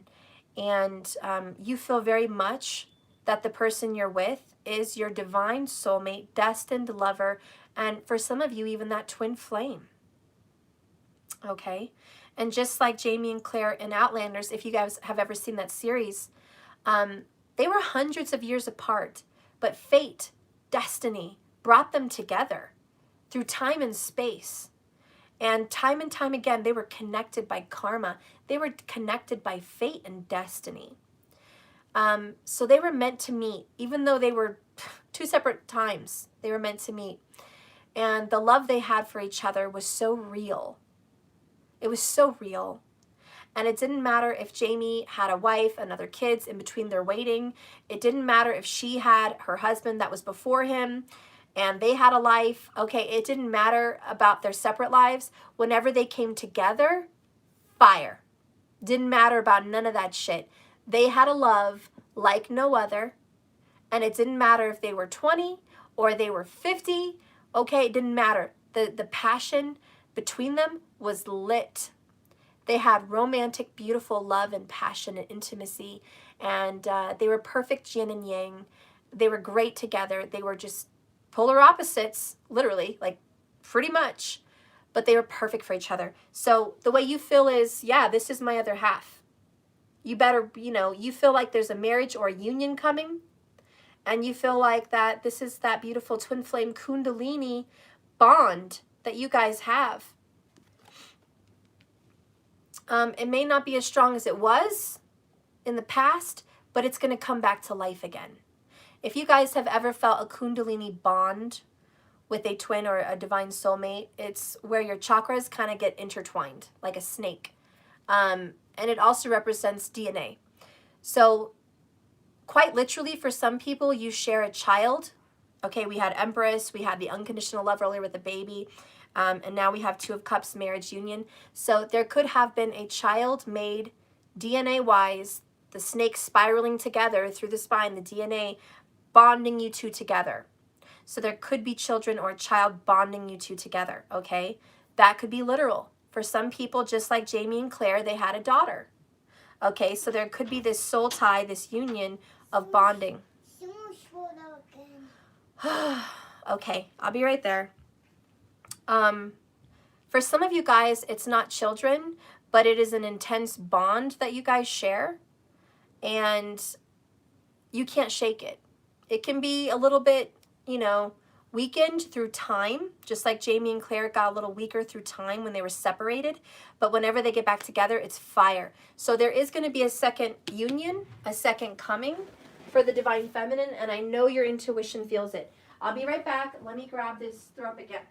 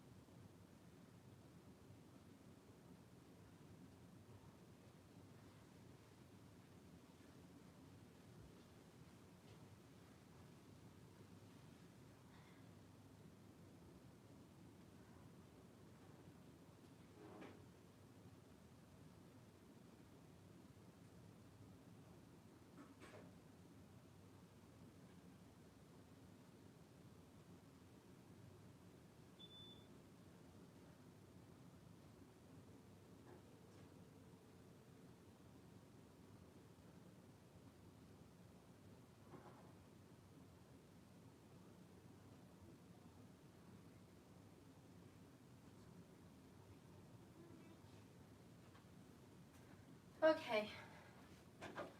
All right.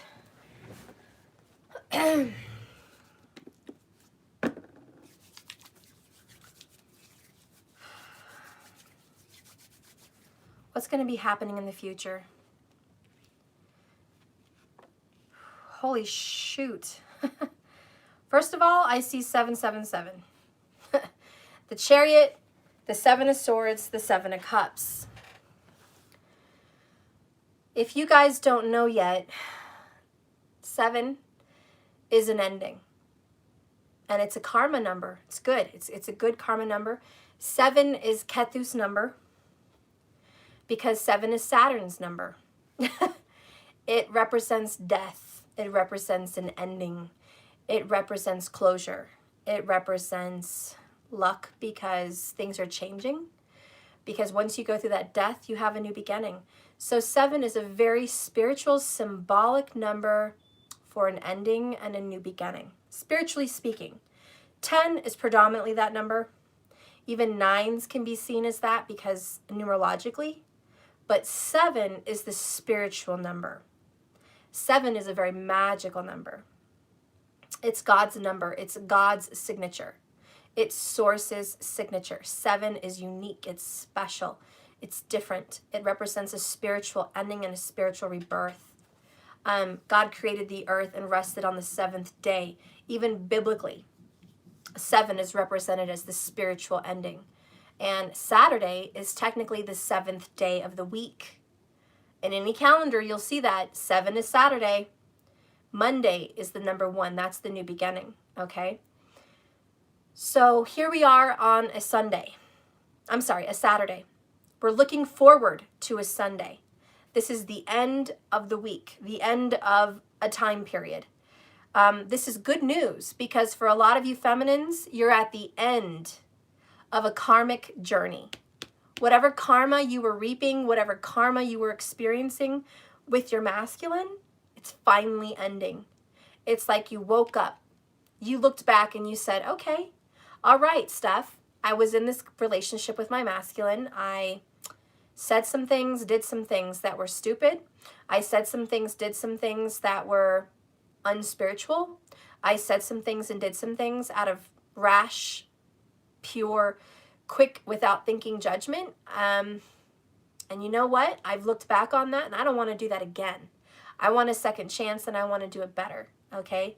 I'm not perfect and I accept and forgive that he or she is not perfect either. And I just really want another opportunity to make this work for us. So, you're very hopeful. The 7 of Cups is choices. Just like the masculine had 2 of Swords in his future outcome, which was choices. So here we are, left with choices and 7 of Swords escape.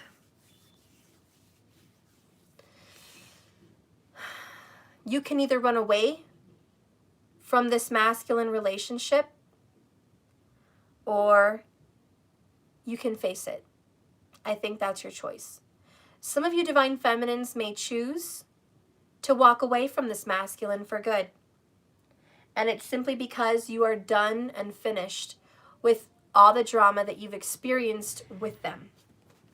So some of you guys are going to be closing this chapter and closing this page. And that's totally up to you. For others of you, it looks like you're going to be choosing a second chance. And you're just really hoping the universe is going to support you on that.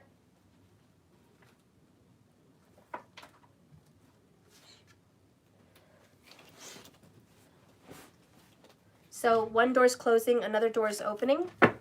That's with my 7 of Cups. This guy's looking up at the sky and he sees all these doors through the clouds. Each of them have a cup painted there on the door. So he's got so many opportunities and it's all coming from above. Some people can see this as fantasy. Some people can see this as confusion. And there is a lot of confusion. With the 7 of Swords, this is escape. This is a young lady that was at a party. She stole or took some swords. Maybe they were already hers. Maybe they weren't. Who knows? But she's trying to sneak away without being caught. She's either stealing or she's taking back what was hers. But there's this, I'm trying to get away. But she's looking back because she just got caught. So whatever was done in the dark is coming to the light. I'll tell you this, and again we have Libra, Libra. Oh, 777, all crazy Libra, Libra, Libra. What's coming up for you, feminine, is this. If there was a Libra in your life, or let's just say Cancer in your life, however this works for you, that lied and was deceptive, it's coming out. And there is going to be a choice on to either grow this situation and move forward, Chariot card, together, victorious with your heart, or to abandon it, abandon ship, have dark night of the soul. But there's going to be some choices being led here. Let's get a message for the feminine through these spirit animals.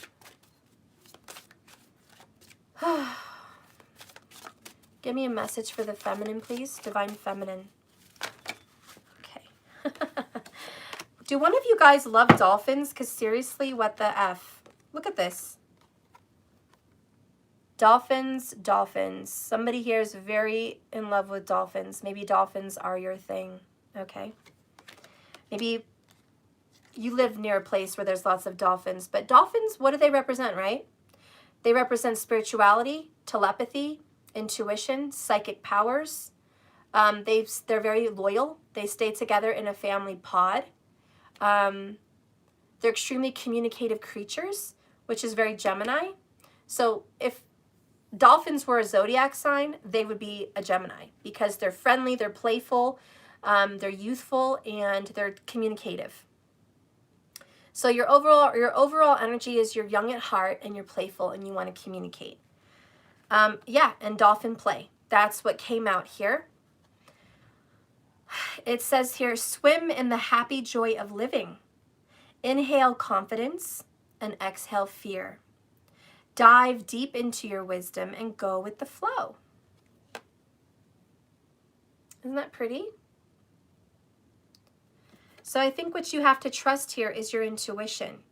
A lot of this may be fear. A lot of you feminines are scared to make the wrong choice, and you're scared that in the future, based on what you've experienced, there's going to be some more hardship.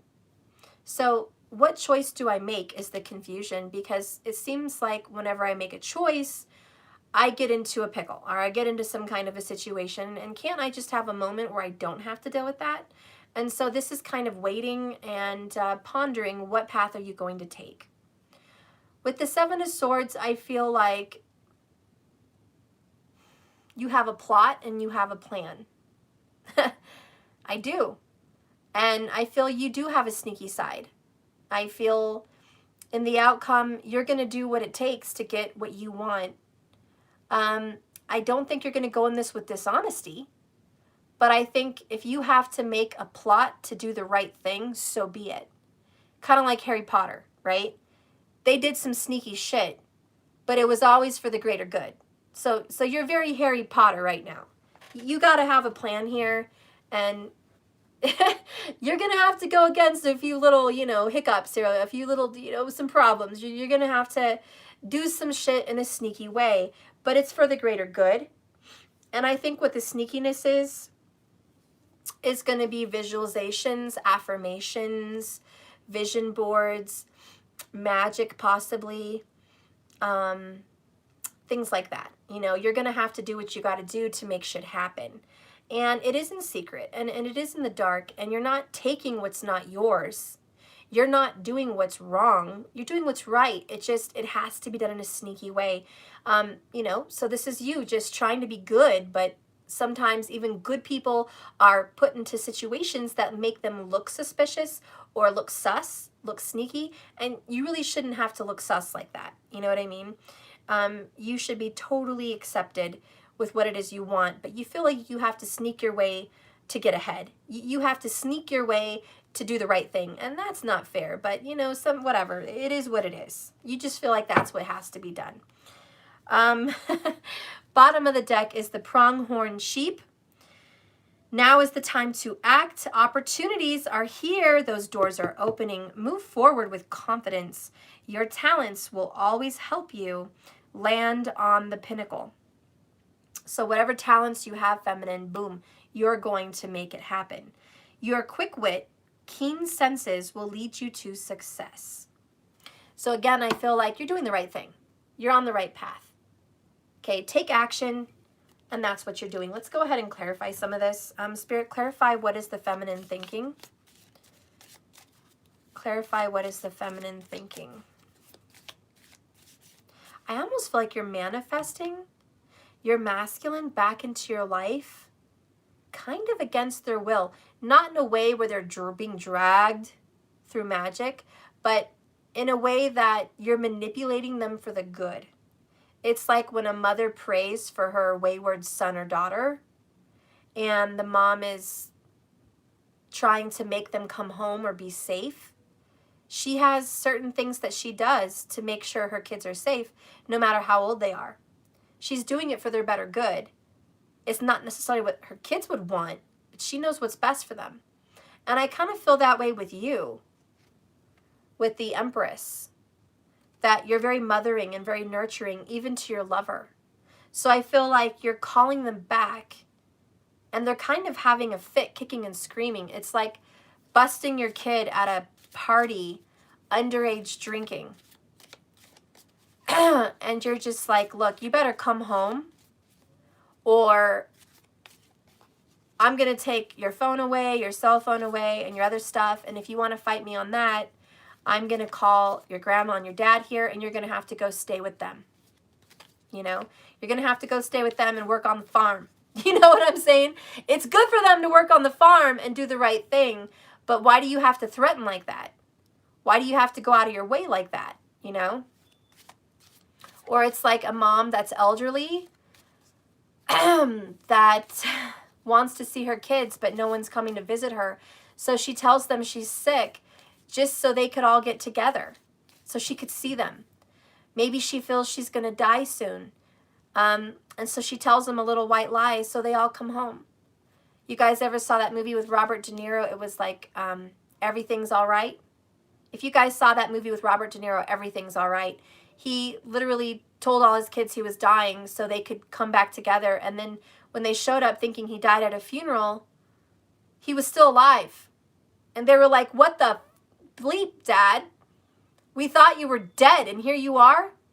And he's like, you know, if I have to lie to get you guys together for the holidays, if I have to go to that extent, well, shit, sue me. I don't know what to tell you, but here you are. And I love you, and I'm glad you're here. And they were thankful he was alive.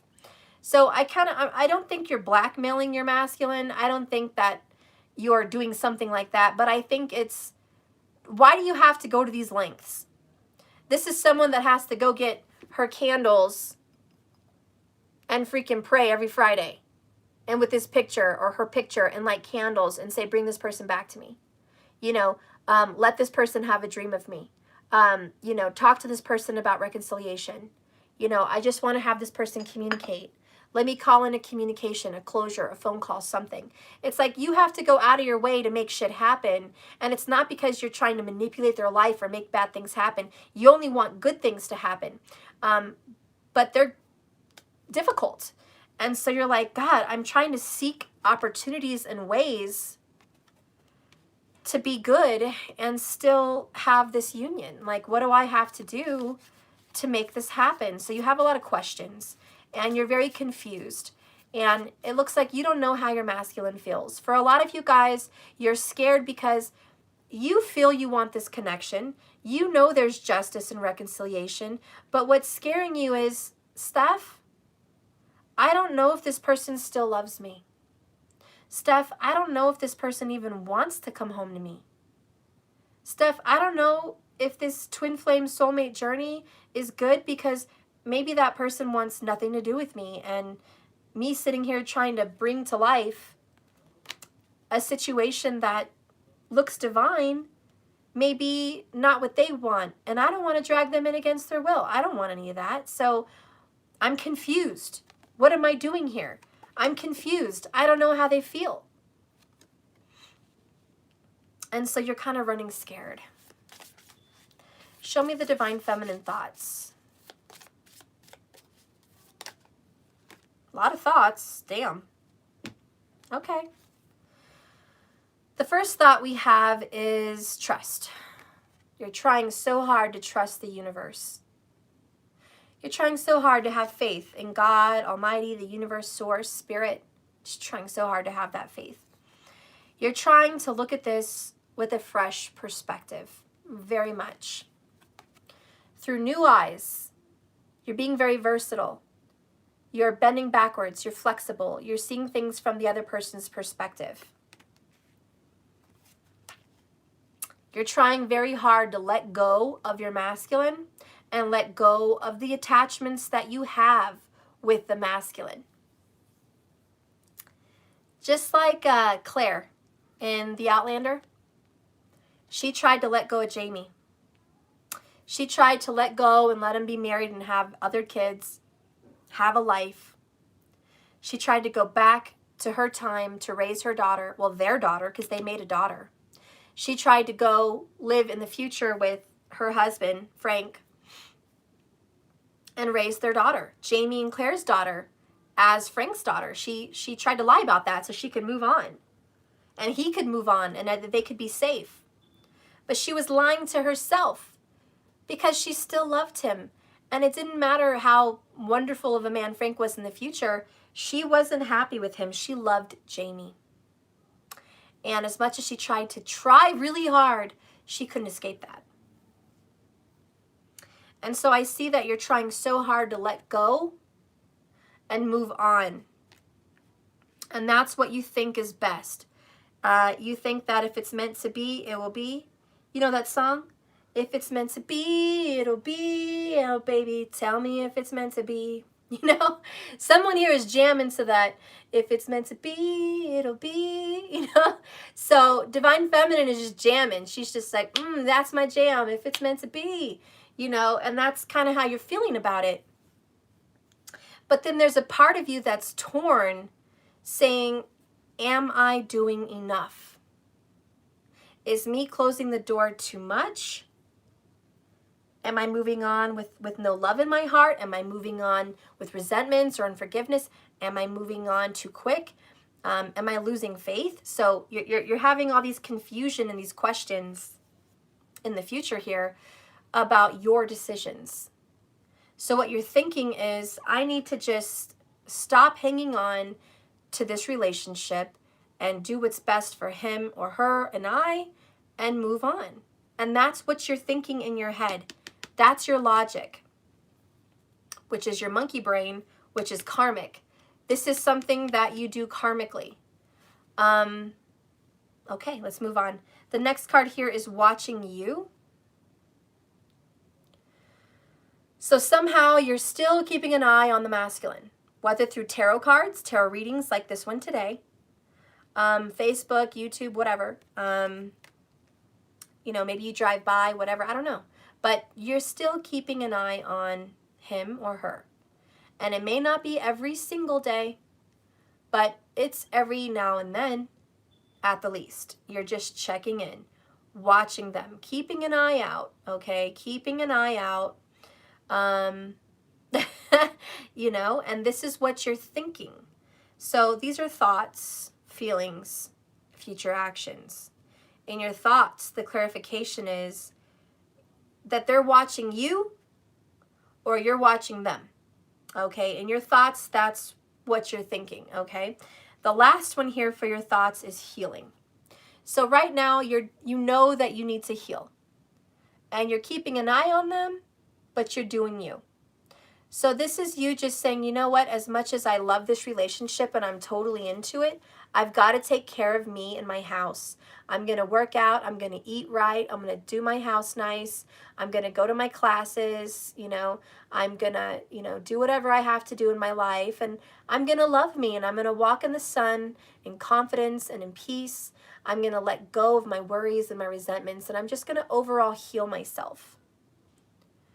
So anyways, you're having some deep healing. Bottom of the deck is financial. And you're going to watch your money. You're like, I'm on my money, girl. I'm on my money. I'm on my money. That's right. I'm on my money. Money on my mind and my mind on my money. So right now you're worried about those pentacles. You're thinking about buying new items, maybe fixing up the house, getting a new car, getting a surgery done, getting a dental appointment done. You know, shit costs money. And you have other things to worry about than love. So the feminine right now, bottom line, underlying energy of your thoughts is, I'm going to worry about my career, my pentacles, my home, and my physical reality. So yeah, bottom line, you're like, yeah, I'm going to heal myself. And I hope to God that if it's meant to be, it will be. But I am going to put my energy and focus onto me and my money, because that's something I have control over. So it looks like the Divine Feminine has accepted the Serenity Prayer, which is, God, grant me the serenity to accept the things I can't change. Give me the courage to change the things that I can. and the wisdom to know the difference. And I think that's really where the divine feminine is at, is in that serenity, okay? Let's look at your feelings. Clarify justice and the Two of Cups for the divine feminine. Clarify judgment. Well, it's not justice, it's judgment, my bad. We have unavoidable and home.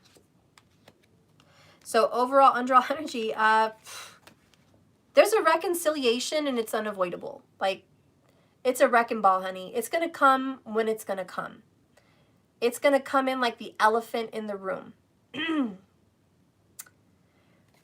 Number one, you can't escape that 24/7 in the midst of your work and you're working out and you're healing and you're loving and you're doing, is this pit in your stomach that says, I love you. I want to reconcile with you. No matter what you're doing, that's unavoidable. It's always there. It's the elephant in the room. You want that. You're subconsciously calling it in. The overall energy here is home. What you're feeling is, I'm going to call this baby home. Come home. Come home, Claire. Come home, Jamie. Come home. A lot of you guys don't feel at home. You only feel at home with them. So you're calling them home. A lot of you guys, it's the energy of the holidays. And you're calling this person home for the holidays. And you're saying, at least come home for the holidays. At least come home and see me.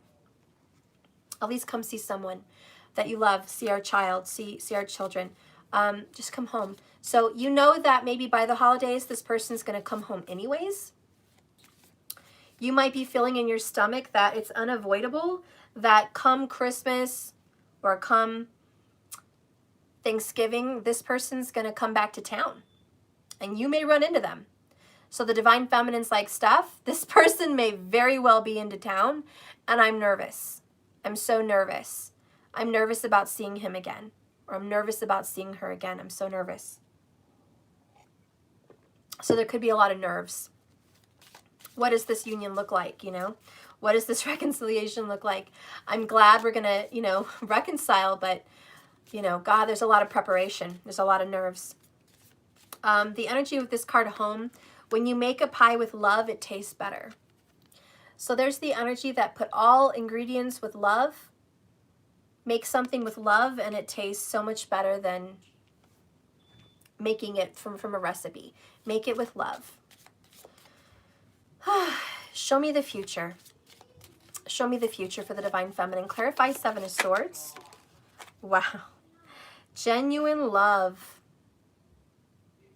Look at that. Genuine love. Seven of Swords. There's no escape of this love. I think, here it is. You're trying to get away from this person. Seriously. This is feminine's reading. Girl, boy, you trying to run out. I'm just going to get out of this relationship. I don't want it. I don't need it. Too much third-party drama. They got their own karma going on. I think I just need to move on. I think I need to just let this go. So in your future, you going to try real hard to escape this genuine love, this unconditional love. Oh my gosh, show me the Seven of Cups. Oh, look what's there. There's an inevitable reconciliation. Like masculine got it, now you got it. There's an inevitable reconciliation. I can't, it's unavoidable. There's no stopping this train. Ain't no stopping this train. We have blocked, bottom of the deck, Ten of Swords. You're scared because you've been blocked. There's been little to no communication with you and your genuine love, like none. Or it's been lies and shitty. Like there is definite communication blocks. So of course there's fear. But we're going to put an end to that shit, says the Ten of Swords. We're going to stop blocking this communication. We're going to, whoops, we got one here. We're going to go with the flow. Okay? We're going to have the talk. So get ready. Get ready. Get ready. It's coming. It's coming for you. There's a reconciliation in your future. Your masculine may have to sneak to come reconcile with you. They may have to sneak and not tell other people they're coming back to you, but they're coming back to you. They're coming. They've been busted. Some lies have come out. They really are learning that they really do love you. Genuine love. Their heart is being opened up, if not by a can opener, by the Holy Spirit, honey. Whatever's been clammed shut, whatever's been blocked, is coming unblocked. They're confused how to get to you. You're confused how they're going to get to you. Y'all really just don't know how this reconciliation is going to happen. A lot of the feminines are like, how? It's like mathematically impossible. How? You know, fuck how. Stop asking me how. It's annoying. Number one, please stop. I don't want to hear that shit. It's just going to happen. So please don't come at me with how, because it's happening. The universe doesn't work on hows. In fact, the universe says fuck how. Okay, I don't even, that's a word not even in the universal vocabulary, how. The universe and the planets are looking at you like, what? You want to know how? I'm a creator. Like, I create shit. So there is no how. You want to question how my planets create shit? Wait a minute. Okay, wait. Let me process this. So you're going to ask the creators of the universe, the creator, the energy of source, how they do what they do. That's like asking, why do I exist? You know, that's like God, source, being asked, why do you exist? And he's like, I don't fucking know why. I am what I am. I exist because I am existence. There's nothing else above me. I don't know. I don't know. It just is. It just is. I don't, you know, that's stupid. It's stupid. And so to ask the universe, how is this reconciliation going to happen? They're like, oh, ye little people, how do you lose so much faith? I make shit happen because I command it to happen. I make shit happen because it needs to happen. I make shit happen because it's divine timing. I make shit happen because that's how you balance out the universe. Every person's relationship attributes to the balancing of the universe. Even this little relationship attributes to the balance of the universe. Each human being has an impact on the universe. So this is all part of a design plan. It's all part of it. And your plan, your chart is your plan. Your destiny, your path, your contract of a soul is all in your birth chart. And you get to see what your past life karma is and what your new karma is. What your obstacles are and what you're going to do to overcome them, and what your future is when you're older and how that looks, and what your career looks like and how that's going to change over time, and you know, how many kids you're going to have. Are they going to be boys or girls? Are you going to have a good relationship with them? What are your kids going to be like in the future? Blah, blah, blah. It's all in your chart. It's all in your chart. So the universe is like, quit asking questions. It's all fucking there. This is all part of the plan. And if you're going to sit here and ask me how, there's no answer. It's just going to happen. So yeah, there's fear and caution and what the fuck. But it's okay, because we're going to have reconciliation.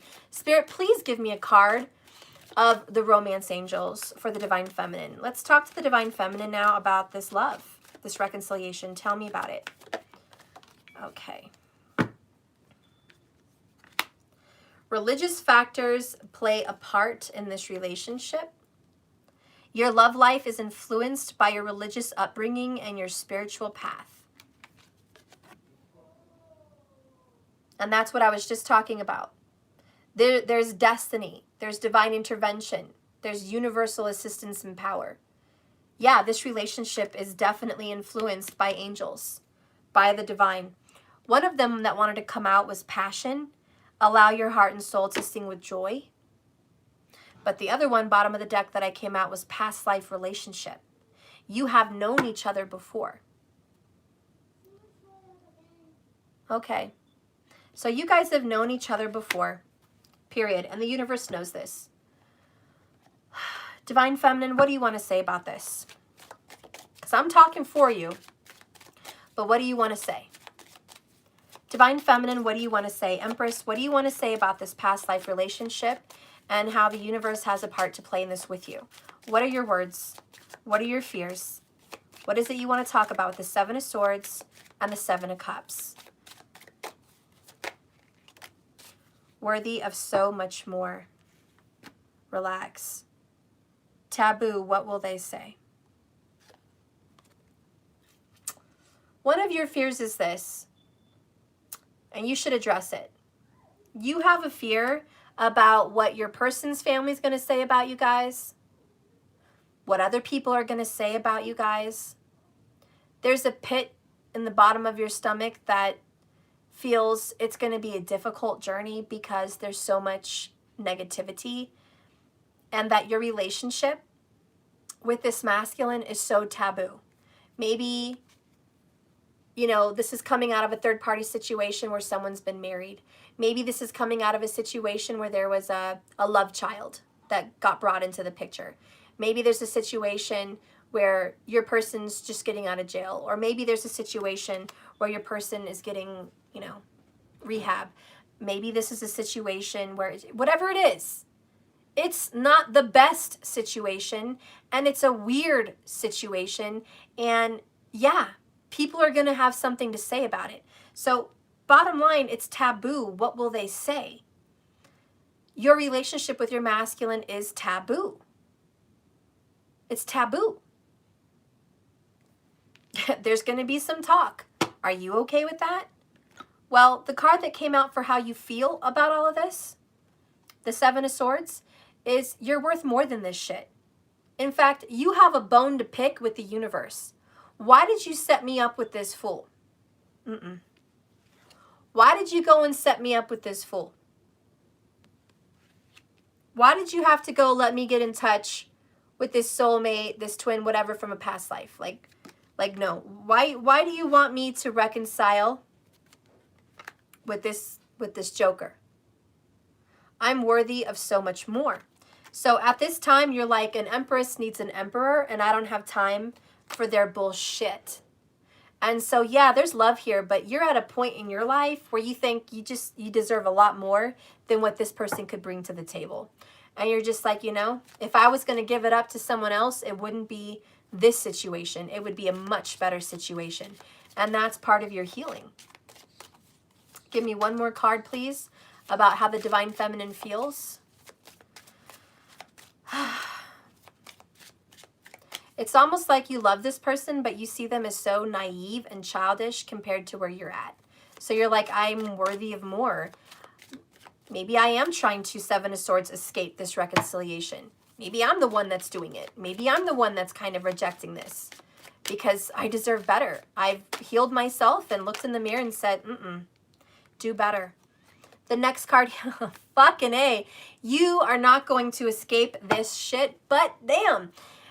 What I mean is you can escape this if you want. I mean, it's difficult. Like I said, the universe is going to bring it back. You don't have to take it, but if you don't take it, like it's going to manifest its way back into your life in a future relationship. You see what I'm saying? And if you've ever noticed that your relationships have a pattern, honey, even if you escape this one, someday you're going to be here again in the same pattern with another Joe Schmo. And you're like, what? That's not even fair. I'm like, I know. But check your pattern. Check your pattern. Do you normally meet persons like the way you met this person? Get into it like you met and got into it with this person? Have it going on like you did with this person, and then it ends like you did with this person? Like, is that your pattern? Because if this isn't squashed, you about to have another pattern with somebody else. New person, same package. You going shopping, you looking for some fruity pebbles, but you about to get cornflakes. You're going to be shopping for some Cocoa Puffs, but you're going to come home and open that Cocoa Puffs and find some cornflakes. Everything's cornflakes. We got to deal with this shit.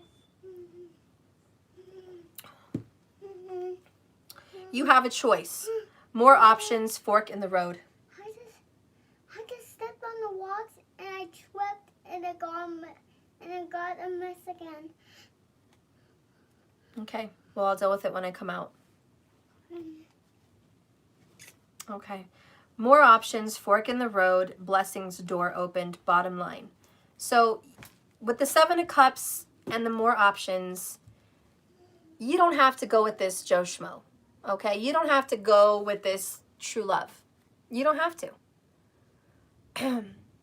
You are going to have some blessings. You are going to have other opportunities.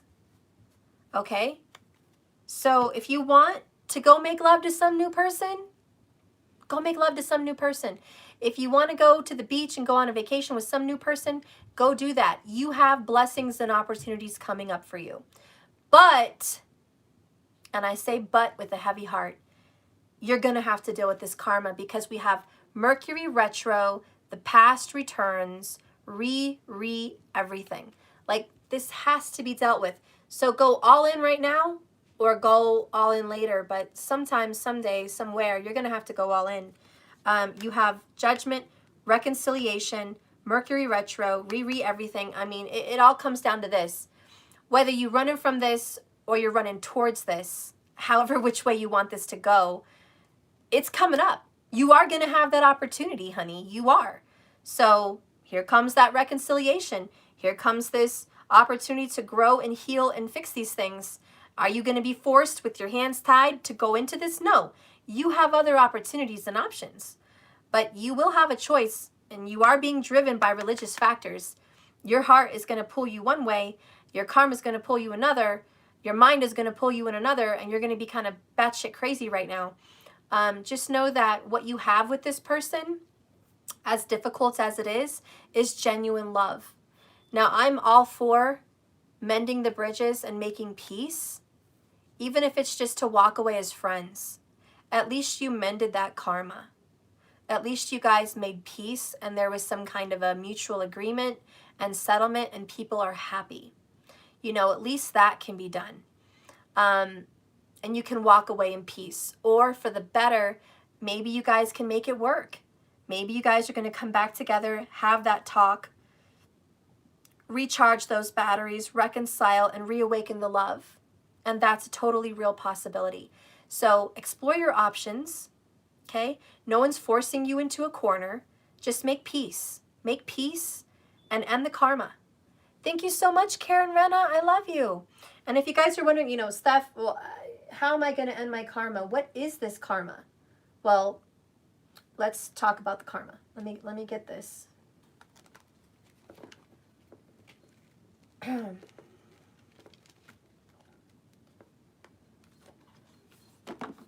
How do we end this karma? Spirit, talk to me. How do we end this karma? Just give us advice. How do we stop the karma? Okay, how do we face it? Tell me how to face the karma for the Divine Feminine.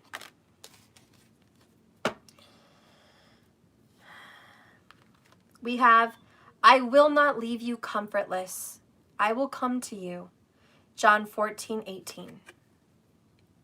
A lot of you guys have to know you're not comfortless. You're not alone. You have to reconnect with Spirit. He doesn't want you to feel like you're alienated, isolated, or alone, suffering. He's going to give you comfort. Comfort in an apology, a friendship, a reconciliation.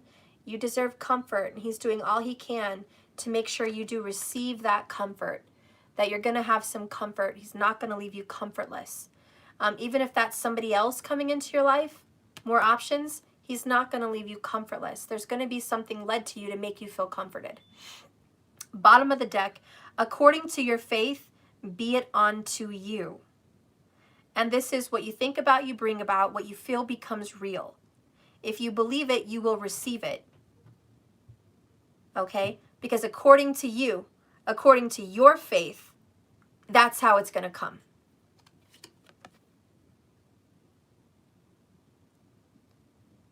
So you guys have to just, you know, what is it you want out of the situation? Whatever you're putting into it, you're going to get out. That's according to you. So part of your karma is realizing you have the power. Bad shit doesn't happen to you. It comes to you when you call it. Even if it's your past life karma. Because some innocent people don't realize they have karma. Karma. It's not that you were manifesting bad shit. It's that you had some karma to do. You know? I think Raj Kampel had a video about karma once. And he was talking about like... I think he was talking about like somebody getting beat up. He's like, sometimes you have karma and it's like you're getting beat up and you get your ass beat, but then it feels good. Like it feels good after it happens, it feels good. So it's like, he's like, sometimes when people get into these fights, it's karma. It comes to them. It's bad, but it's karma. And it's like as soon as they go through this karma and they get robbed or beaten up or something, that's their karma, then all of a sudden good things start happening to them. They get support, they get monies, they get a new position, they move, whatever, like new things happen to them. So he's like, sometimes one bad thing that happens to you is your karma, and then your life gets better because of what happened to you. So, you know, just know that have faith and trust. Whatever comes to you is because of your faith and belief. Also, what comes to you is your karma. The other one down here is be of good comfort. Your faith has made you whole. Okay, so be of good comfort. Your faith has made you whole. And the other one I want to pull is judge not, that you be not judged. So be careful on your judgments, Matthew 7:1. Stop judging your divine masculine and their karmic. Judge not, for you shall be judged. And with the measure you use, it will be used back unto you. So this, yeah, you're righteous in your judgment, but quit. Quit right now. You are right all along. Spirit says you're right. They know you're right. Your masculine knows you're right. Your masculine knows you told the truth. And somewhere deep down, that karmic knows you told the truth. Let it be. Let it be. Everything is unfolding in divine timing. So a way to let go of your karma is to let it unfold in divine timing. What does your masculine want to say to you about how you feel about this judgment? What does your divine masculine feel about the judgment you've placed on him or her?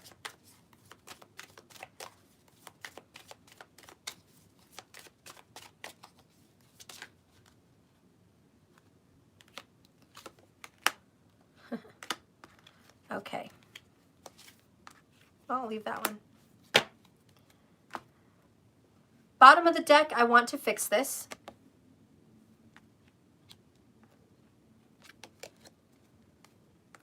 The other card that came out is I am seeing the truth. I'm seeing the truth.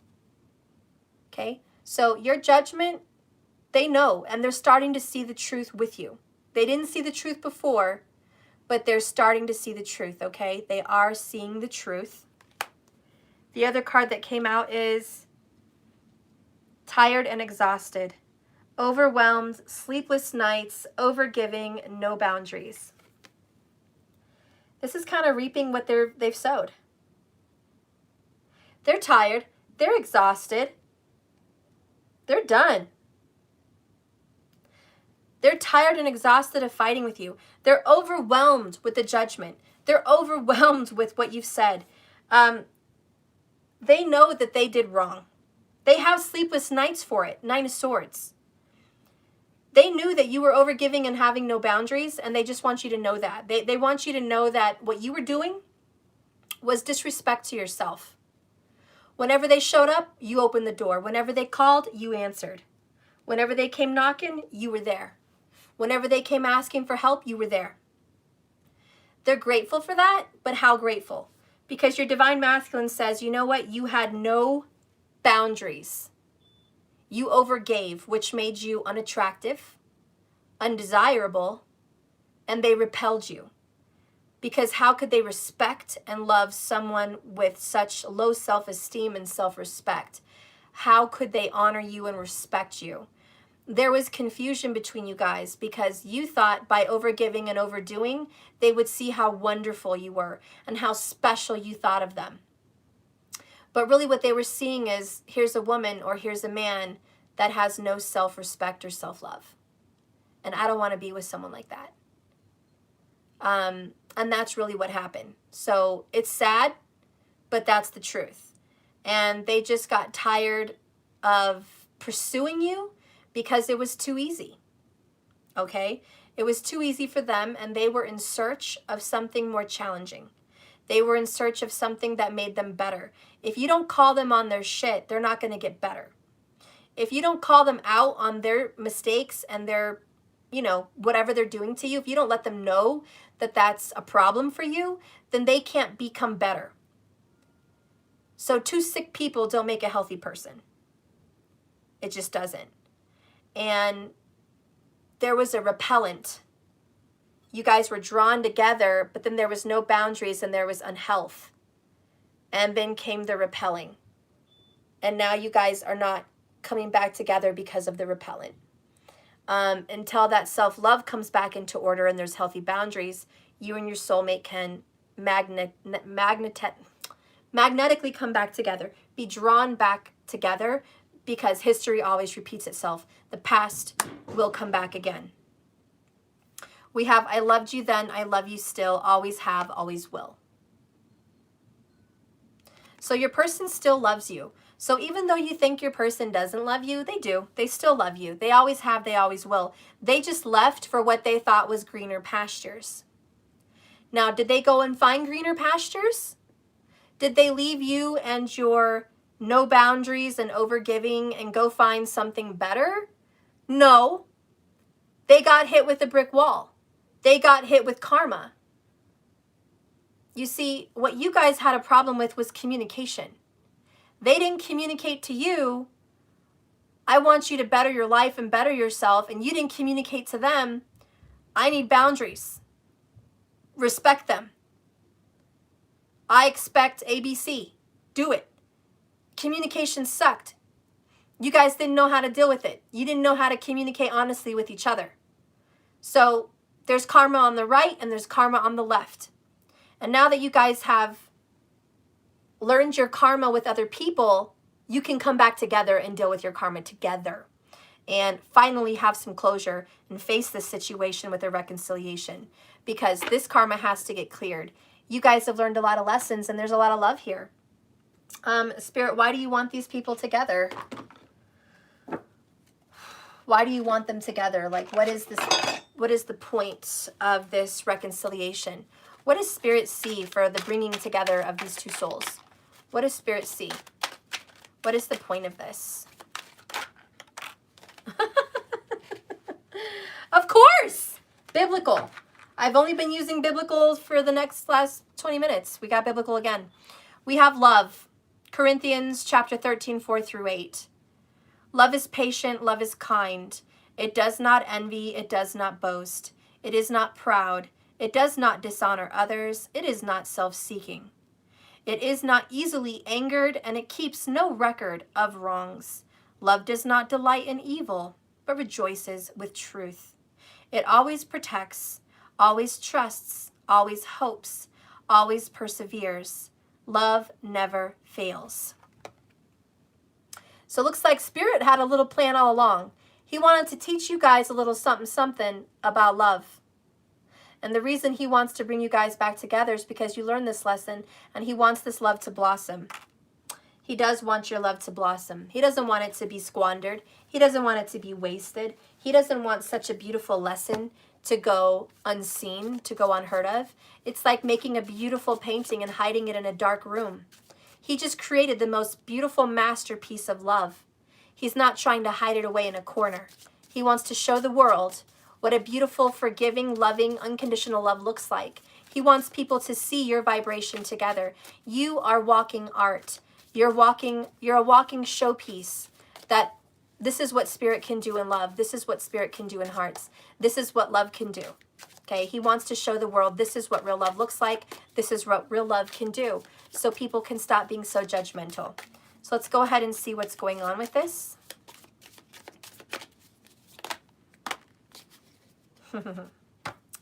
Bottom of the deck, enamored, love potion. Love potion number 9. So we have a beautiful love potion coming to fruition. It's bubbling about, bubbling about. Anticipation is like the cherry. Anticipating this love. There's going to be casual dating. You guys are going to have some coffee dates. Some friendship is going to get built. You guys are going to restore that friendship. There's going to be a proposition. Maybe even a proposal. Some kind of friendship or love is going to pop up.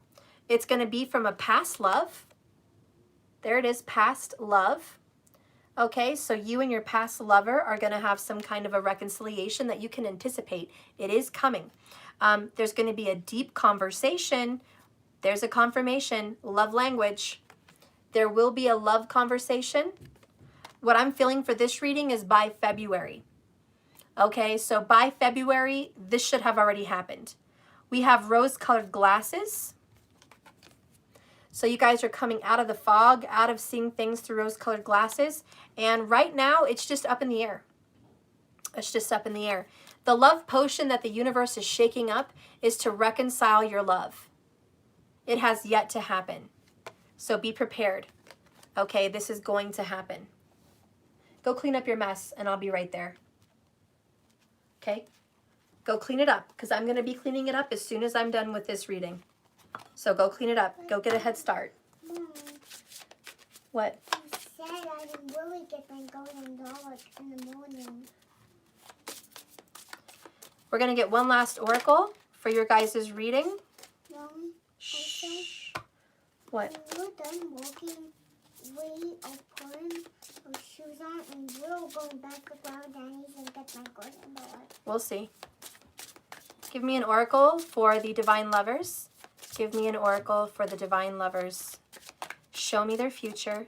Show me their future. What is going to happen in the next soon movement, the next soon action? What's going to be happening? What's the next action for these lovers? Show me. Show me the next action. The next I can't talk. The next action is to balance this relationship. Again, Libra vibrations are very prominent for this reading. So balance is going to be restored. Bottom of the deck, repair, come fray. So there is going to be a repair on your relationship, and whatever's been broken is on the way to being repaired. And you're probably, whoa, well, that flew out. I'm going to leave it there because it really wants to be here. He really wants to be a part of this reading. Whatever's broken in your house, you're going to be fixing. A lot of you guys are going to be getting screwdrivers, hammers, whatever, fixing broken doors, broken things in your house. You're going to be repairing your house. That's a physical representation of what's happening in your mind and in your life, like your spiritual life. As you see yourself going around the house repairing things, that's you repairing your mind, closing those chapters up, tying up those loose ends. As you complete projects and you send them out, you're going to be repairing your spiritual work. It's all mirroring, manifesting what's literally happening in the spiritual realm is going to be manifesting in your physical life. So I bet it very much that you and this person are going to have a reconciliation and there will be repair on your relationship. So we're going to read balance, which is number 6.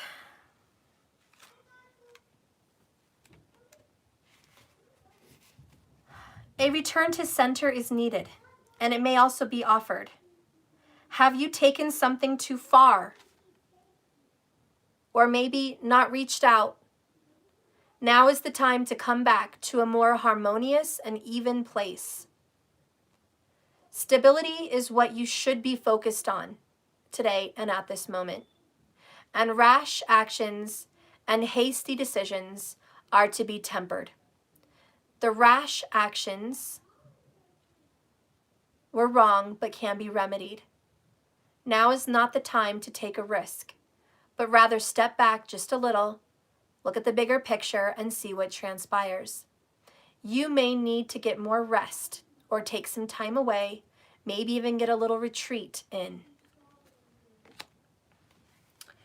Repair is number 34.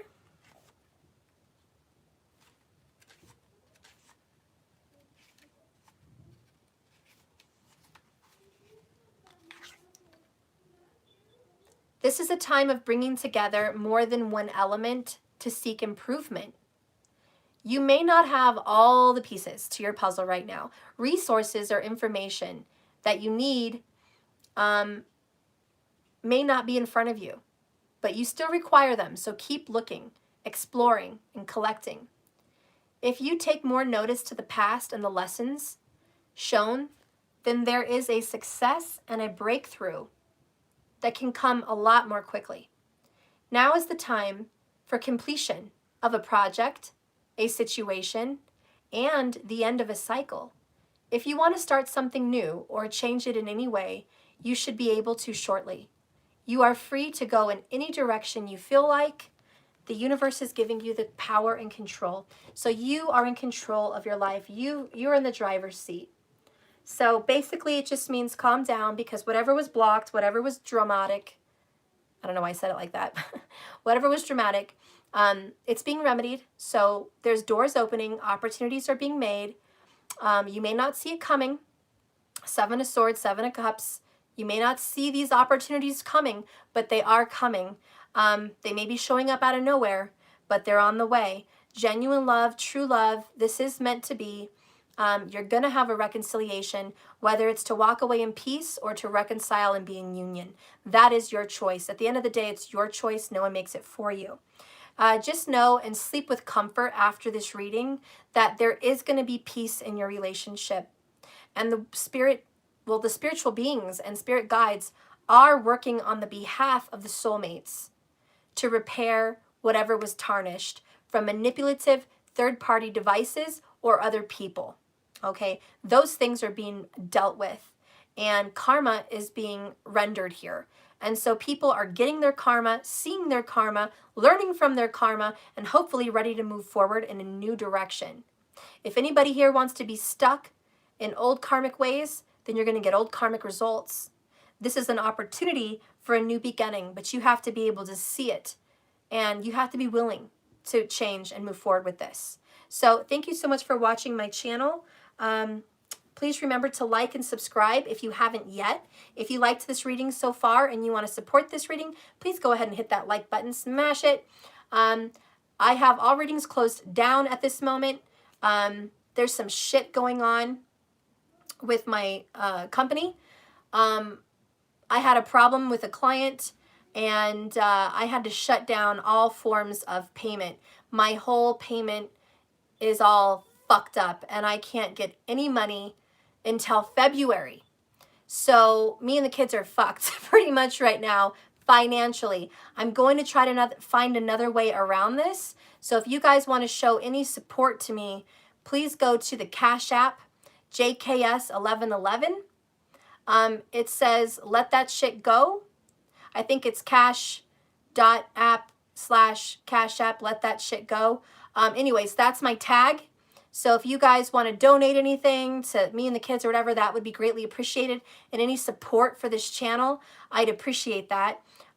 Because I don't have any other way to receive any other form of payment at this time till that gets resolved. And hopefully I can get it resolved, or we're going to have one hell of a shitty Christmas. So I love you guys. Thank you so much for everything. Subscriptions are off right now. Readings are off right now. Everything's fucking off right now until that's resolved. So again, if anybody wants to participate in a donation, please go to the Cash App, JKS1111. Let that shit go. Okay, that's what's on there. So anyways, if you find it in your heart, you can go there. Other than that, please remember to mark your calendars for my class. And it is January 1st. It's to learn tarot. And if you want to sign up for that class, you can go see how much it is. And you can donate that to the Cash App, or just wait till I get another means of payment going. Okay? But anyways, if you guys have any questions, if anybody wants to reach out to me through Skype, the people that have had orders, please do so. So I can take care of you. If there's anything that's been stopping you or me, let's resolve that before it gets taken to third-party fuckers, because that just fucks up your life and mine. Please go to Skype and just reach me there, guys. If you've already ordered things, just reach me out through Skype and we'll hash it out. If you have anything that you want to discuss, you can always go in the comments also. I'll be sure to answer those comments. Other than that, thank you, moderators, for everything you've done on this channel. Thank you so much for looking out for me and for everybody else. Thank you for keeping the chat clean and good, and where everyone's happy to be here in the chat. I really appreciate that. As long as I have good moderators, I will have live chat. If it ever gets shitty, I'll be turning the chats off. So I'm just really grateful for the moderators. Thank you so much. And I love you guys. I might be doing some donation readings. I would say probably, well, maybe on Tuesday. So if you guys want to participate in the readings, at the end of the reading on Tuesday, you can donate $22 to the Cash App. And that would be, like I said, JKS 1111 or Let That Shit Go Cash App 1111, okay? If you want to donate 22 to there, I'll be happy to pull some cards for your name on Tuesday. If you do donate on Cash App, please put your name in the comments below. Not the live chat, but the comments, so I can have your name, so I can take care of you promptly on Tuesday. That would be appreciated if that's what you guys want to do. Thank you so much. Have a lovely, blessed evening. Be at peace, be with love. And remember, like I always say, this journey, this love journey is a journey. It's one hell of a journey. It's not a destination. None of these readings should be a destination point. It's always a journey. Just keep it moving and just keep swimming. And that's what I always say. As long as you're swimming, this journey should be a piece of cake. Don't worry about tomorrow and stop thinking about yesterday. Just worry about today. I love you so much, and I'll talk to you guys later. Much love. Bye.